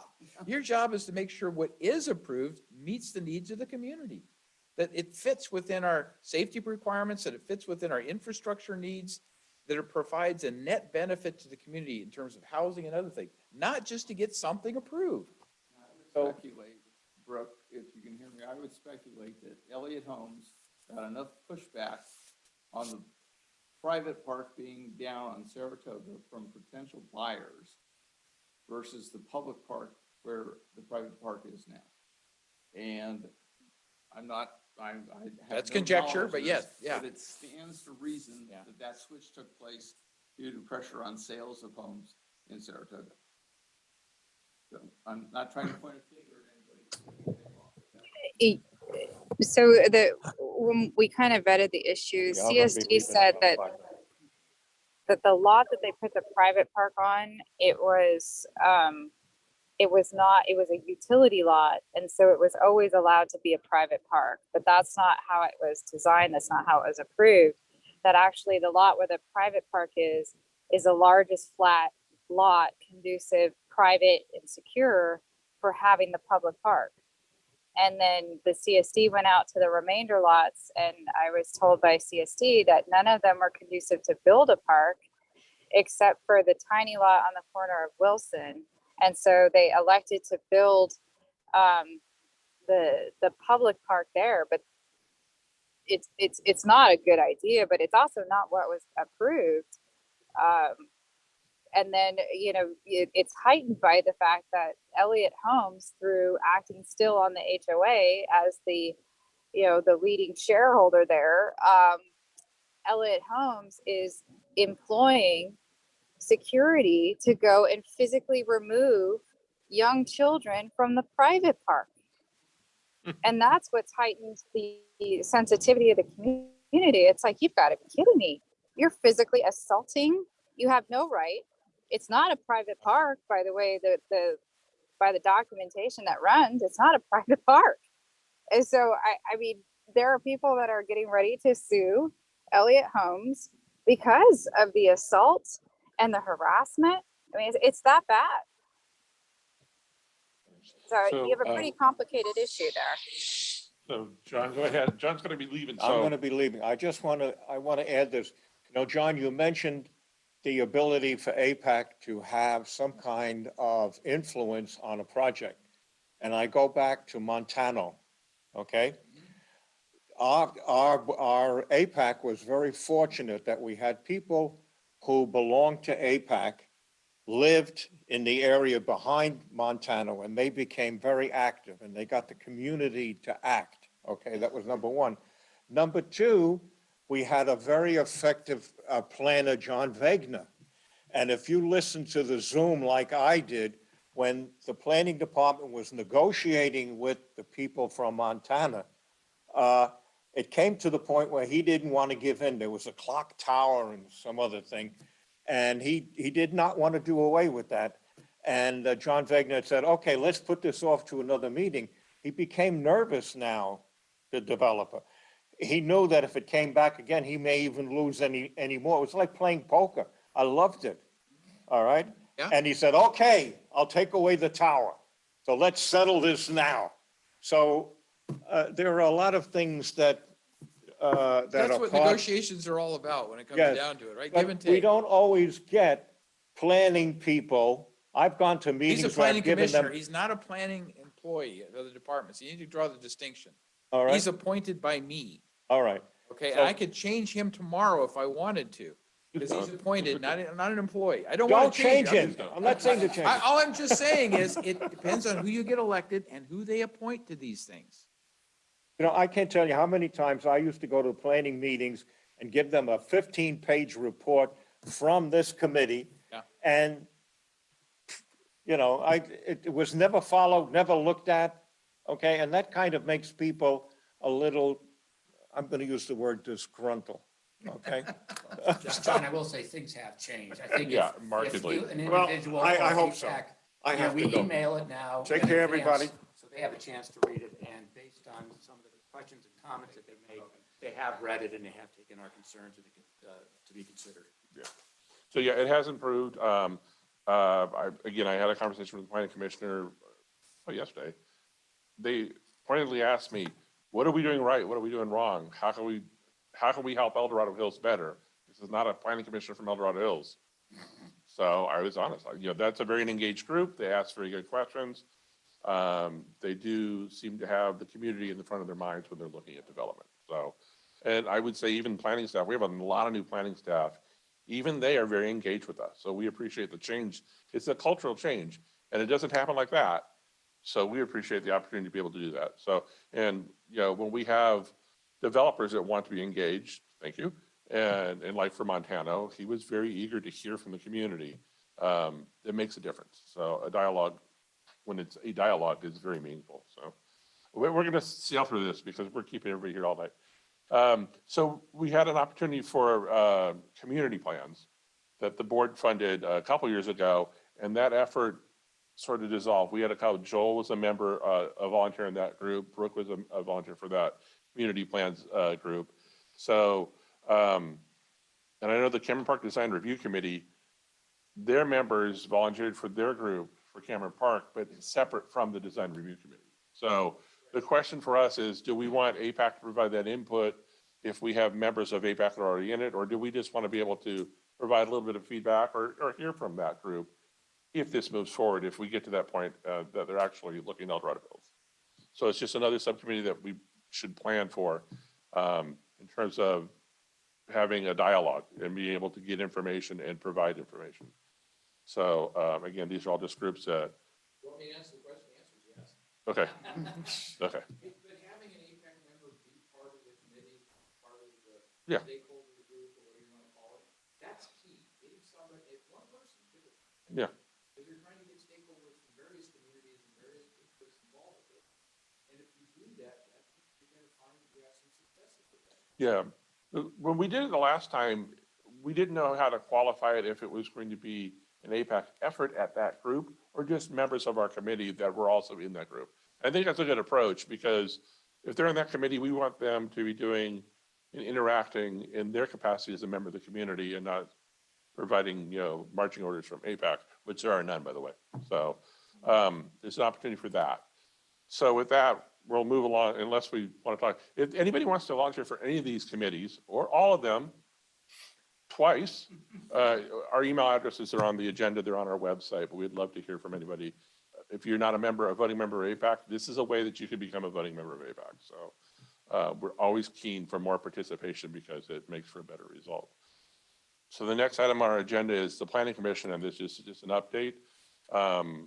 The Board of Supervisors went through their slate of appointees for the new elected supervisor as well as for the re-elected supervisors and for terms that were expiring in terms of appointed committees and commissions. At the Planning Commission, Daniel Harkin, District 5, was reappointed to a full term. There's a new supervisor in District 5, Supervisor Lane.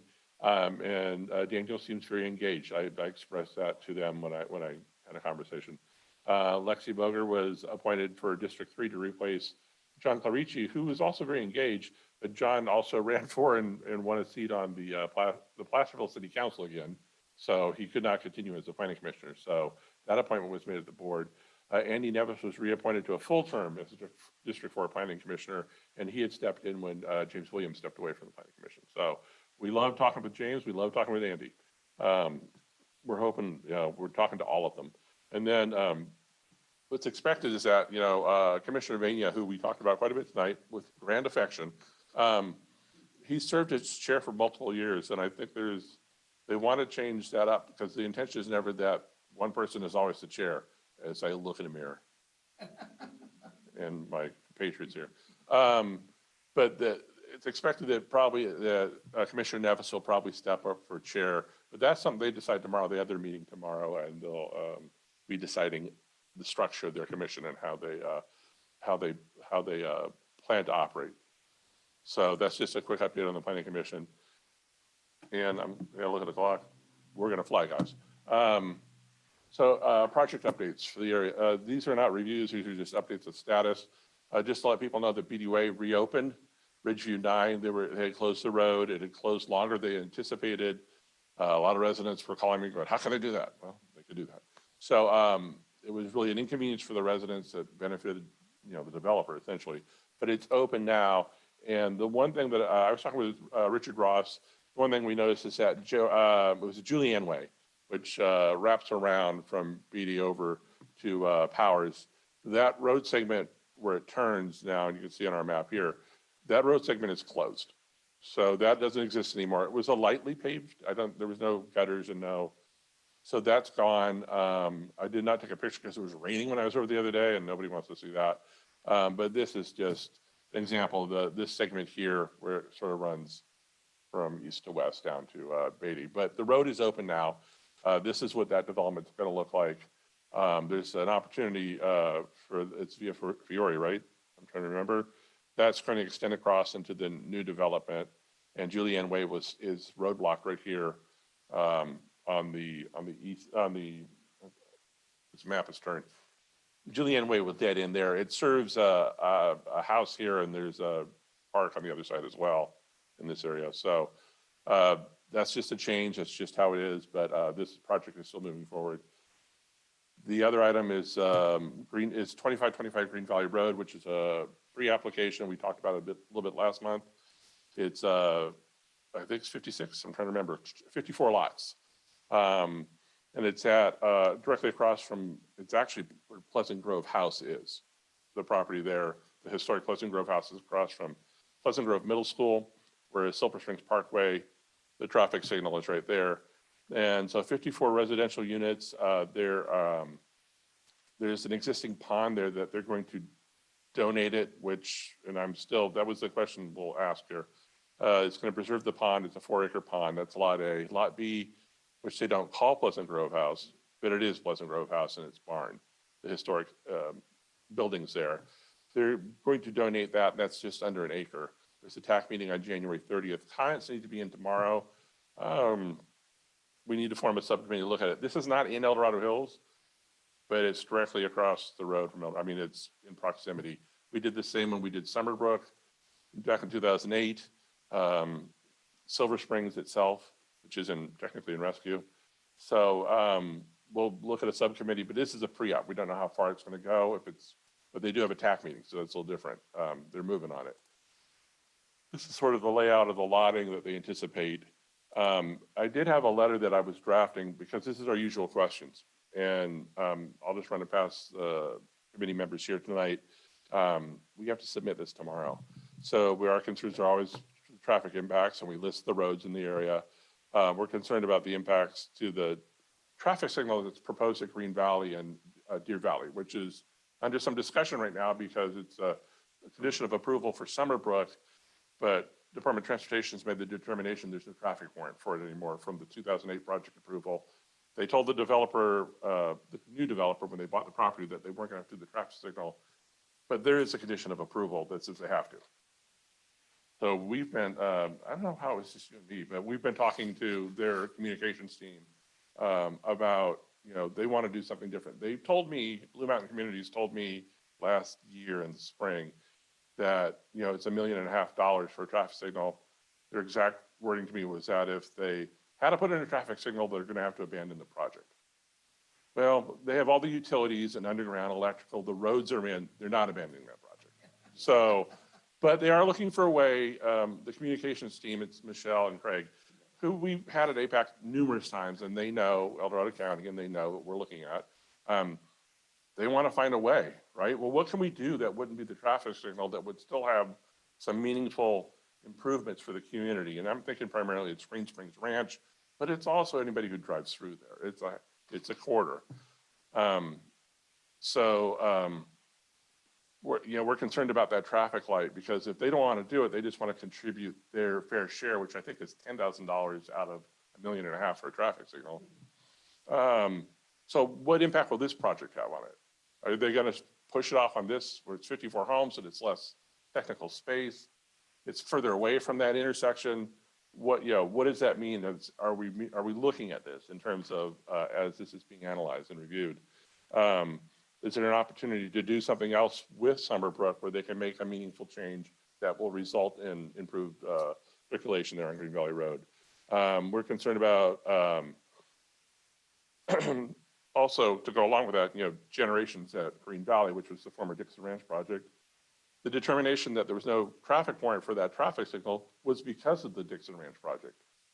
That's when they determined, oh, that warrant doesn't exist anymore. So, are we looking at this holistically? Are we looking at this in a comprehensive fashion, or are we still trying to piecemeal? So we want to make sure that they understand we're concerned about that. We have a chance, maybe, to sort of prevent Green Valley from becoming a Bass Lake, where each developer says, oh, I don't have to do anything because I just have a small part of this, and it's minuscule. Yeah, but when you take all those small parts and put them together, you have the whole Bass Lake traffic issue. So we don't want Green Valley. If it's an opportunity to maybe install some signals or slow down measures, it makes sense to do it now and think of the whole Green Valley for the next 20 years as opposed to a project by project by project situation. Yeah. And so then we have questions. I couldn't clarify if it's technically in Rescue, it's across the street from El Dorado Hills, it's down the street from Cameron Park. Is it a rural region? Is it a community region? We'd like that because there are different metrics for the traffic impacts. Level service F in a community region, level service E in a rural region. Which is a trigger for traffic improvements. That is still in the general plan, even though that's not part of the environmental review. We're very interested in the details on the preservation of the pond and on Pleasant Grove House, because if you're donating the land, what are you donating it to? Is there a group identified that's going to take it? Does that group need to be supported by county dollars to facilitate what they need to do to protect and preserve the historic aspect of Pleasant Grove? Or a zone of benefit? Something. So we don't know. We would like that defined. This is a preliminary, it's a pre-app, but these are questions we want to get in front of them because they want to know what the questions are going to be. We don't get to go to the TAC meetings. We did for a little while during COVID, which was nice and generous, and John Resler was very good at attending those meetings virtually. But now we do get notice. They ask for our questions, but we're not part of the meeting. We do actually never even get the feedback on if they address any of the questions, but we just want to make sure they're in. So, so right now, there's nothing that says that we could see that says, hey, maybe you should stop and consider. We just need the details. Here are the concerns we have. Make sure you address them, and we'd love to have presentation, be able to provide more feedback, and you can present it to the community. So if there's no objection, this is just sort of a standard letter. Brooks online, you're here. We're okay. So I will make sure we'll send that in tomorrow. But we did want to let everybody know that this is something that we're not ignoring. It's just that it's technically not in El Dorado Hills, and we have a lot of stuff that we're trying to use our time wisely. So if there's no question on that, the other one is Bass Lake Estates, which is at the Planning Commission tomorrow. 36 homes. It's on it's right above T Rose Court on Bass Lake Road, just south of Woodley Lane. It is in Rescue. It's in Cameron Park. Across the street is Rescue. And my deck where I can see it from is El Dorado Hills. So, so it's a long time approved project. It's very dense, 36 homes, 3 open space lots. The time extensions approved that back in 2017 they're expiring in 2023. They're looking for to do a phasing plan. We'll have 2 phases, and that essentially grants them another time extension. But I sent a letter from Bass Lake Action Committee because our concern is about the traffic impacts of this, because there's something proposed, and I'll show you this. But it's just going to be at the Planning Commission, and I've heard from planning commissioners that wanted to know if there are questions about it. As a resident of Bass Lake, I provided that impact concern from the membership of our nonprofit. But for APAC, this is approved so long ago. There's really, unless they change something, I don't anticipate that we're going to be a participant in any sort of review. If they change something, then maybe we might want to consider it. But so what we're looking at here is that on Bass Lake Road, to the south of this project is Magnolia Hills Drive. To the north is Woodley Lane, which is downhill curve, 40 miles an hour. Very narrow road, drainage ditches on both sides. with trees along it, like anyplace else in El Dorado County. So their solution here back in 2006, I believe, was that they would have a court, and that the southernmost, it's one road, it's Trout Lake Court, it's technically a circle. The southern entrance, right in, right out only. The northern entrance will have a left turn pocket on southbound Bass Lake Road, but the road really not going to be improved much other than and a little bit of an extension to provide room for the turn pocket. So no turn restrictions on that northern connection, but 300 feet away on the other side of Bass Lake Road is Arapahoe Drive, which is part of Silver Springs. And I talked to Commissioner Vania when he was at DOT. He was trying like crazy to get these road segments to line up so you'd have an intersection and not 3 intersections. Didn't get approved that way. So at the time, and back in 96, I was pretty new resident back then, this seemed to be the best resolution of what they were proposing. However, as they got this plan approved and they went out to market the property, they were telling potential buyers that planning staff approves an alternate lotting plan of 27 lots, and that it would only take 6 to 9 months to get that approval. They've been marketing this for like 6 years with this information, and that this is the 27 lot configuration, or it would be 2 roads and there would not be a turn restriction. So our community is very concerned that nothing be changed to modify that turn restriction, because we figured that is the bare minimum that we're going to get out of this that will protect that road. As an aside, that's where my wife was hitting a head-on accident on Bass Lake Road in 2019. So, and it's just because the road curves, it's downhill. There you go. So our community is concerned about that. Unless they're changing this, we just wanted the Planning Commission to be aware. They've been talking about this to buyers. Nobody in our community is interested in this. Want to let them know. So if there is a change, we'll probably end up talking about it here. And then this is just an overall area map of where these projects are at. You have Bass Lake Estates is down here in this corner on Bass Lake Road. Silver Springs is obviously from Green Valley down along Silver Springs Parkway, and it touches Bass Lake Road. And then Summer Brook is on the north. And then right here where that pond is the 2525 Green Valley project. So just informational. We're sharing that with that tonight. We need to form a subcommittee for the Sophia Parkway Neighborhood Retail Center. That's our next item. This is the corner of Sophia Parkway and Green Valley Road. We worked on an approved project with the developer 2018, 19, yeah. And they were very engaged too. We love that they were engaged with us. They were at APAC several times. But they had a EDH Folsom self-storage project approved at Shadowfax in Green Valley. They're working on this project now. It's 4 buildings, 2 of them with quick serve drive-through food outlets. I imagine one's going to be a Starbucks because I'm looking at the alignment of the drive-through. It's 2 lanes. There's a quick car wash that's proposed there with a conditional use permit, and then an auto detailing place. So we need to find subcommittee members. This is going to end up being controversial because the ARCO AMPM across Sophia Parkway was very controversial back in that time frame. Same thing was proposed, fast food. Nobody wanted to see that lives around there.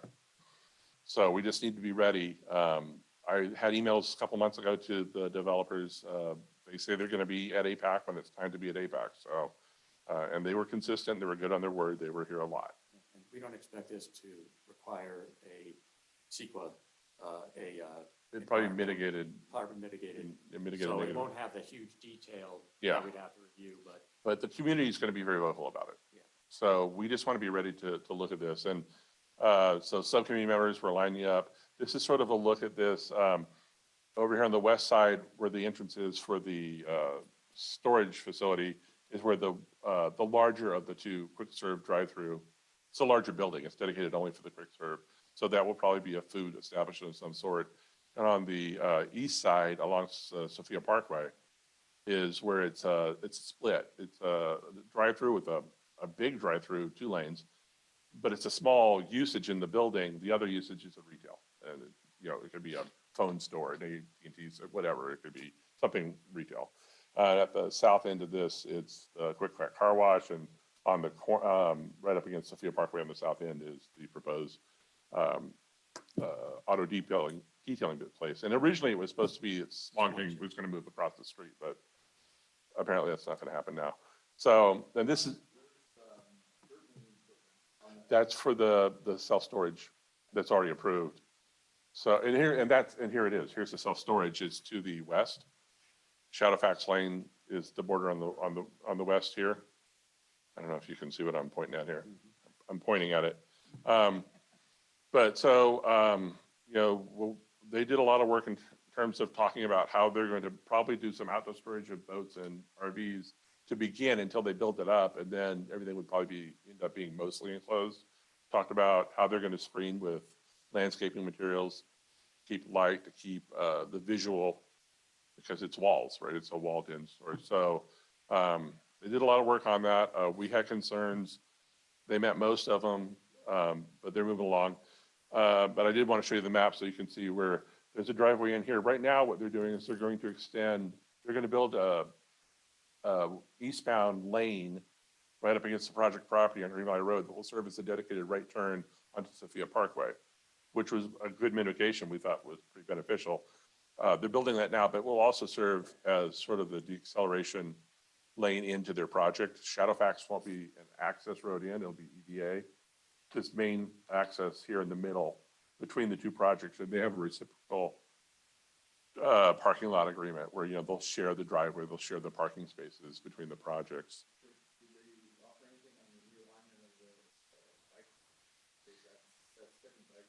It is. And I know that when, at the time, that's when the city of Folsom volunteered, look, I'm air quoting, the city of Folsom improved the Green Valley right there in front of that project when they expanded, what is on this side, Blue Ravine, when it went to 4 lanes. So I know that there is a bike lane facility. I just don't know where it's going to line up with the turn lane. They didn't show the design, they just showed that they're going to do it. So fingers crossed, right? The county's been very proactive on bicycle lanes, new ones. So, but it's a question we'll ask as this moves forward. But the concern that we have too is that, so right now, you'll have to remind me, I thought that entrance from Green Valley Road was right in, right out only, and not a left across Green Valley to go back to Folsom. There's a median on Sophia Parkway where the other driveway will be, that'll be right out only. So I don't see a mechanism that gets turn movements westbound onto Green Valley Road from these developments. So it may be that middle one will be no turn restrictions onto Green Valley, which will be tough. And the other aspect too is that if it is right in, right out only at both these entrances, then the people exiting on Sophia Parkway will drive up the road, up the hill, take a U-turn and come back, and there's all that traffic parked along Sophia that accesses Folsom Lake, because you don't have to pay to go into the lake there if you park on the road. So all questions that we had, and we sent a letter to that TAC meeting as well, but we do need to form a subcommittee, and ideally we could have some residents that are in that area that I know they're going to be interested, but we need participants. So, and again, this is a close-up of the drive-through for the Western quick serve. And when I look at these drawings, I always look like, they draw the bubble on the backside of the vehicle. I mean, that's pretty much in the drive lane. Even on the drawing now, it's in the drive lane. And here's the other one on the eastern side where it's a double, Jack in the Box, the talking clown, whatever. When you talk and make your order here, even these are showing the vehicles in the drive lanes. So when we're talking about Saratoga retail, and that was a concern there about when we had 2 drive-thrus prepared there, even when they went to just Chick-fil-A, we were like, that look at Folsom. They can't use their parking lot for their customers. It's drive-through staging only. So, there's a potential for something like that to happen here based on whatever it is they end up as they don't have to tell us who the vendor's going to be, but they have to make provision in a plan so that they're consistent with the county ordinance on drive-throughs. So, but we're looking at this one, these cars in this drawing are in the drive lanes, and you're not supposed to block the drive lanes or parking spaces. So, we can't wait to hear from them on this. And one of the concerns is that that's obviously going to be a stopping point because people are probably going to try to access the lake. Yep. And if many people are going to be towing boats, or they're going to have trailers or something like that. We ran into that at Sophia Parkway. Is there sufficient parking spaces for someone who's got a large pickup truck and a 20-foot boat behind it? Because they're not going to be able to get through these drive-throughs, so they're going to have to park somewhere on the property and walk to get their Starbucks or whatever. So we're going to have to look at that. Yeah, and the other thing too is that with the car wash, there's a car wash at AM PM and they mitigated the sound for that. So obviously they're going to have a sound mitigation for this. They have a retention pond here at the back. This is a question we asked, and Melinda Peak was very good. She's on our county cemeteries commission. Melinda asked very good questions when we reviewed the other project, the self-storage. Like, you're paving this. The Mormon Island Cemetery is essentially a wetland, and we're having problems right now before the rain of holes appearing in with the grave sites. It is. Well, and I'll show you hey, let's look at a picture. Anyways, exactly. So, but on this is just showing, up at the top here, this is turned because this is how the exhibit was. So the drive-through at the top, the drive-through at the bottom, the quick car wash at the bottom. I don't know how they, I'm hoping there's room for the cars for that, because they do line up for that as well. So, so here's the site where it's ungraded, and right now you saw the grading equipment was there. The self-serve storage to the east, I'm sorry, to the west, this new project on the east. And you can see there's a creek that runs through the back of it. As I jump out, as we go further out. So inside red is the self-storage, inside blue is this new project. There is a proposed self-storage boat and RV project. It only had a pre-app. Before that, it was a residential senior care facility with like 3 or 4 stories. They were pre-app, but that never went anyplace. But there is another project proposed right behind it. So you have a lot of development right here in this corner. Mormon Island Cemetery is right here to the south. And like we said, I was talking to Melinda a week ago, after she got back from holidays. And yeah, there are holes showing up in the ground in grave sites just from the water intrusion. And the county, John will have to remind me, on Mormon Island, the county took over that cemetery and they're contracted out to Green Valley Mortuary to operate it. No, the county has the requirements for the cemetery. Green Valley Mortuary had talked about possibly. Okay, I couldn't remember. Stuff, but it's a county responsibility. Okay, but it's still the idea that the county might start selling plots there again, right? Yes, Okay, because there's a lot of unused space. bring a boat.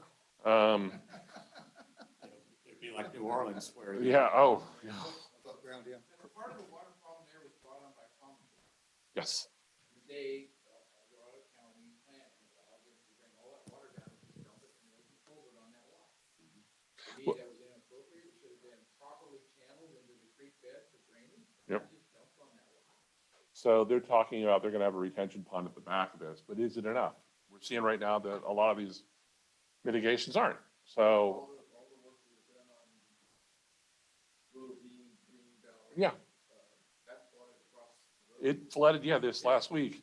Road was closed Yeah. for some period, and that was millions of dollars to redo all that. Yes, and it was delayed, and Folsom had to get a new contractor in the middle of it after they're, yeah. So here's, well, as you look at it, if you look to the immediate west of Mormon Island Cemetery, that is Mormon Island Wetland State Park. Where the little parking area is off of Green Valley, that's the state park, it's Wetland State Park. And then to the south of it, Empire Ranch, they took advantage of the wetlands to create the wetlands for the golf course. So Melinda's very eager to make sure that we're looking at this, and I'm glad she's gonna be on us, reminding us that we need to be paying attention to this as we review it. The applicants have been very engaged with the community when they propose their projects.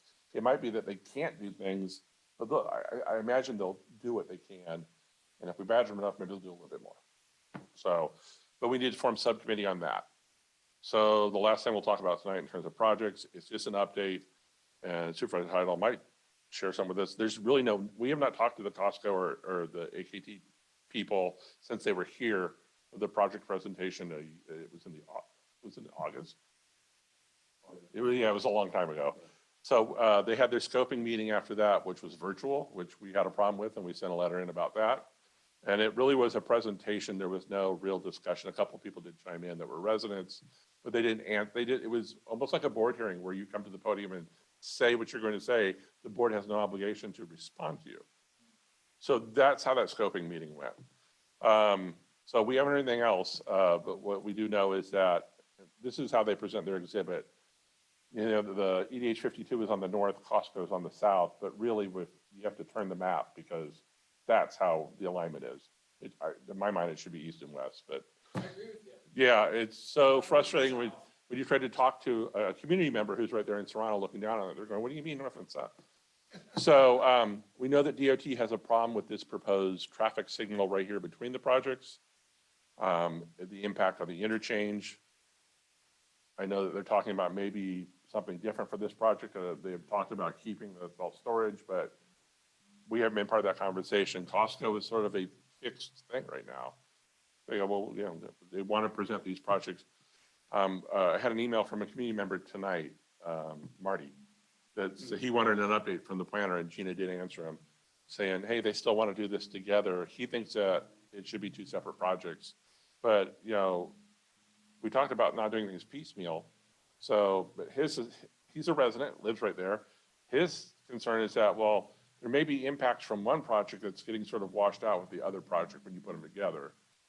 Like, well, I think they're going to look at it in you know, in specificity for each project, but it's sort of a combined, you know, the impact. Yeah, the environmental. Yeah, you want to have all the impacts in a bucket. But his concern is that, and he's a former planner, his concern is that, well, you could wash a little bit on this project, the impact from this project, if you build your case the right way. So he's watching it. I don't think that's going to happen. And he's very engaged. I'm hoping, and I didn't get to answer him, but I'm hoping that Marty will be at least a participant in our subcommittee. John, let me ask you a question on that. You think I know? map. Yeah, I did. It was my recollection that the Costco site, they were not going to take the top 2 or 3 acres where the old gas station used to be. Has that changed? Because remember, they did not want that little triangle piece because it was historic or something. And now I see that it's built up and. Well, that's what they presented last year to us. Or, Okay. Really isn't historic, there's some old foundations. Yeah. Yeah. There's nothing historical about it evidently. But there was some reason they didn't want it at one point in time, and maybe that's changed because they've taken away the underground parking, so maybe they needed more parking to go further I up. think that's the answer. Okay. So to delay this further, there's an opportunity, I think, here. You know, the concern from the parents at the school right there at Oak Meadow is that, you know, it's hard to get in and out of there right now. And residents are taking videos during the afternoon from the west side looking down on Silver Valley, sure the cars lined up to the overpass, waiting to get in to get kids at the end of the day for the elementary school. That's a legitimate concern. You know, how do you do? I think, you know, with Country Club being extended at least behind their project, there's this triangle piece right here next to it. It makes sense to work with the school district to achieve some sort of solution there where you have maybe a parking drop off, something, and then that intersection will be a controlled, it looks to be a controlled intersection with at least controlled probably with the signal for that northern intersection. So, okay, well then, when we see it, we'll weigh in on it. But I think it's that's an opportunity because that is like one of the most legitimate and major concerns that residents have been providing in terms of the impact on the school, and that it's a mess there right now. So we keep our fingers crossed. The other thing, for me that I'm concerned about, obviously the traffic is a big deal, but they're showing 3 proposed entrances on the west side along Clarksville Crossing. That's a 2-lane road that goes under the highway. Are they going to build? That's 8 lanes of bridges. I don't think that's real. So how do we do this? What's the impact look like? How do you mitigate it? Can we measure it? Can we?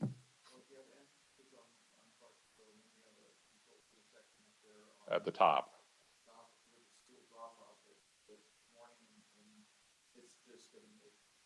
Well, the morning won't be too bad because they don't until after school starts. During Christmas, it's different. But yeah, that's a legitimate concern. In Yeah. fact, a White Rock. The has only connector. 2 lanes. Yeah, the you know, connector right when now. you come around there until it's a 4-lane connect, You know what the ADT is on Clarksville Crossing today? I don't know. I just know that they always, Very low. well, they are. Anybody uses that. They use it all the time when I'm trying to get through that intersection. They trigger the traffic light. But no, when you come down on White Rock from the highway and you come around back to town center, at least they have the flashing light in there now to advise motorists, hey, this is a signal coming up. You better stop. I've been stopped getting off the highway there in the morning and the afternoons, where it's just back up to the highway on White Rock. That's incidental. You know, it's just my observation. Is that because White Rock is 2 lanes in there? Is that the problem? Because I Well- think that's the choke point first. It is. It is. They have 4 lanes and it all moves pretty well. Well, it depends on how it's configured, right? So we're still pushing on it. And it's still park, still whatever it is. The crossing? And you got the freeway support. Yeah, it's 2 lanes. You're not going, yeah. They got a bike lane. It was supposed to be, Two into the street. that was, After you go past the. that was the big plan though, was that we're gonna build a bike facility here that's gonna be great. I mean, that was when we talked about Clarksville Crossing and that, you know, because it was Silver Valley. It was, the change was gonna facilitate this wonderful new bike route. This is a chicken or an egg thing. There's not that many bicyclists in Overall County. Well, he already, John's left, but yeah, And the roads aren't safe enough. yeah. And the new roads that they're building aren't taking that into consideration. Because they said there's not enough bicycles. Yeah. You don't build roads that hold bicycles, so nobody has bicycles. Another part of the reality too is that the kids for that school are not just from Serrano in the north, they're also from the south, the developments along White Rock Road across from town center. That's the elementary school for those kids. If you had safe sidewalks, bike lanes, it's potential maybe, in this day and age, it's just so tough. I hesitate to put any kid on the road, but yeah. We all know the parents drop off 95% of the kids at school, so why are you worried about bike lanes for kids? No, there's an opportunity. Well, it's, there's a national walk to school day, right? Yes. And we had an unfortunate accident in Pleasant Grove where a child was killed on Green Valley Road. So they don't promote that at Pleasant Valley or Pleasant Grove anymore. We But try to do the counties promote getting kids back on school buses. yes, The county subsidizes the school district with buses, and they get 30% ridership, so why are we? no, the high schools don't. I'm talking elementary. Oh, yeah. But yeah, because elementaries are usually in the neighborhood, right? Public transportation business. My brother and my sister-in-law, And she's yeah. got 8 shuttle buses taking state employees from Jones to the airport, Jones to downtown. They've all canceled. Yeah. Nobody will ride public transportation. That's the problem with our El Dorado Transit. In El Dorado Hills, there's a little bit of usage in Cameron Park. But in El Dorado Hills, it just never materialized. Exception is the route going to the problem. There's still a lot of people. And it was, That's what I do. and it was canceled with the snow this week, so. Yes. So really, we still need people to work on Costco. And with any of these projects we want to talk about, our goal is not to stop a project or to approve a project. We have no say in it. It's to provide the advisory feedback.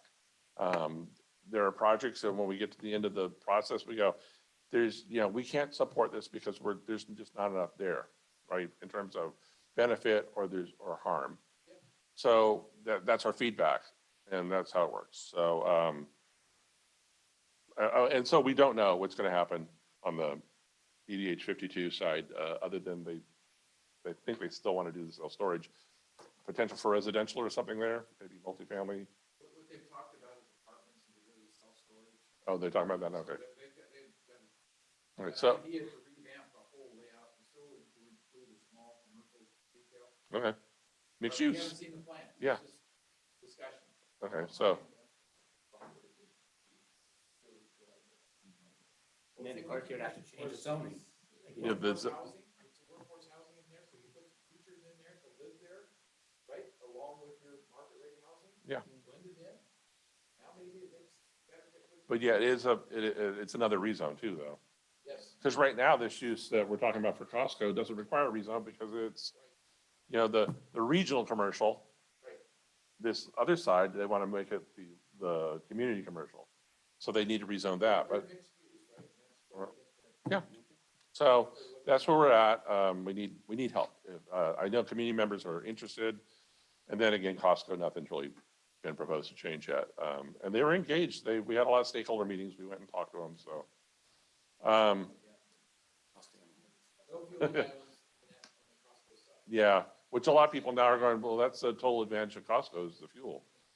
So there are people who hate the idea of a gas station, but the They go to original, Warehouse, I guarantee there'll be people in the warehouse buying stuff. yeah, You hear what reality is? yeah. And then, yeah, it's difficult. And also, They're all gonna have electric cars, so why do you wanna go to a fueling island? I'm gonna go buy a box of electricity, so. Uh, They sell it at Costco. I make some on my roof, but apparently it doesn't pay for itself, so. That's right. So how do you become a voting member? Bob will tell you, you work on a subcommittee. And thank you for doing that. But with the potential for these non-project subcommittees, it's an opportunity that if you don't want to get bogged down into a project because you don't think you have the time, if you can provide a little bit of feedback, a little bit of engaged learning, there's an opportunity for you to come and help. And we're not asking you to slay dragons, build the pyramids. We just would like the community input. So if you work on a project, you're a voting member, and then maybe you might want to be chair next year or a year after. So at all of our meetings, we provide the opportunity for public comment when we start. But if you have questions that you want to submit in advance of the meetings, you can email them into edhapac.comment@gmail.com by 5 p.m. the Monday before our Wednesday meeting. For these questions, we ask they be related to the agenda items. And so with that, our next meeting is Wednesday, February 8th, 6:30 in this building, hybrid with Zoom as well. And I have a commitment from DOT to be here for something. As long as the weather holds. As long as they're not plowing roads, unplugging drains. But, yeah. Well, I talked to Raphael, and Raphael said he would do something, but it might be Brian, it could be Daryl again, I don't know. But DOT has made a very good effort of being engaged with us. When we ask, they typically do respond. So we really appreciate the fact that we recognize this is after hours. Sorry, everybody. Joel has his hand up. I should probably go back to this. Let me, I gotta say something to you. City Hall. Cityhood, sorry. Can I do that now? Let's see. Video? Yeah, go ahead and, You know, El Dorado Hills is considered cityhood in the past 2004, 2005. It did not pass. An effort has been going on for the last 2 or 3 years to start a group for El Dorado Hills cityhood. About a year and a half ago, I sat on as a member of the fire district, I sat on a committee that included the CSD, irrigation, and the sheriff's department to do a preliminary study of cityhood. The CSD funded a preliminary fiscal analysis report, and that report's available on the CSD website. But tomorrow, Lewis Hampton, who has taken over the cityhood effort from Steve Ferry, because Steve Ferry, I think as many of you know, was elected to the CSD, so he could no longer continue on the cityhood group. Lewis is going to do a presentation at the CSD at 6:30 tomorrow, and the topic is why the CSD should fund the cityhood effort. That would include paying for the comprehensive fiscal analysis report and any environmental CEQA or environmental district reports, probably in the range of $400,000 or more. 500,000 or more. The CSD is precluded from doing more than that. If in fact if they recommend it, someone's going to have to sponsor it. Someone's going to have to pay for ballot measures and all that other stuff. That's a second stage, and all that cost could easily be another 300 to 500,000. So you may be talking about $1 million. But if you're interested in the potential of cityhood, and we've mentioned that topic a few times tonight, then you should try to attend either via Zoom or in person at the CSD headquarters, the Norm Rowell building at 6:30 tomorrow. Yeah, they did closed session first, then they come out. Yeah, and they said it was at 6:30, so I'm Yeah. assuming that they, There will be a lot of people there, so if you want Yeah. a place other than standing room only outside, yeah. it'll be there. But this is a good opportunity to get a little more information about it, and the CSD, I don't know if they're gonna make a decision tomorrow night which way to go, but at least they'll, as John said, it's likely to be crowded, and it's gonna attract a lot of interest, so I hope people will show up. Yeah. There's also the, I talked to Bob about that. There's also the LLED Advisory Committee that the CSC their subcommittee has recommended the board implement that. So for some strange reason, Mike Lilienthal talked me into doing that with him. So we are applicants for that. They're going to be reviewing the applicants tomorrow night. So LLED people that have interest, Bob's probably very keen on that. That'll be another topic there. So there might be some overlap and some spillover from those two different things. So I'm hoping it's not a long night, but I'm looking forward to hearing what's presented. I don't want to say that I'm an advocate for cityhood or I'm opposed to it. I was an advocate for it in 2005. I think self-determination is pretty important. You know, we always bemoan the fact that a supervisor in South Lake Tahoe is deciding what we do here in El Dorado Hills. They can bemoan that as well, that we're deciding things for a county area outside of, South Lake Tahoe. So, but I think when it's in our own hands, you know, it's more local. The representation's more local and more responsive to the people who actually live here. So, I If- agree with everything you say, but let's not have too high expectations. A lot of the projects that are done. they're already done. They've been approved by the county. They're master plans. They are, 10 or 15 or 20-year builds.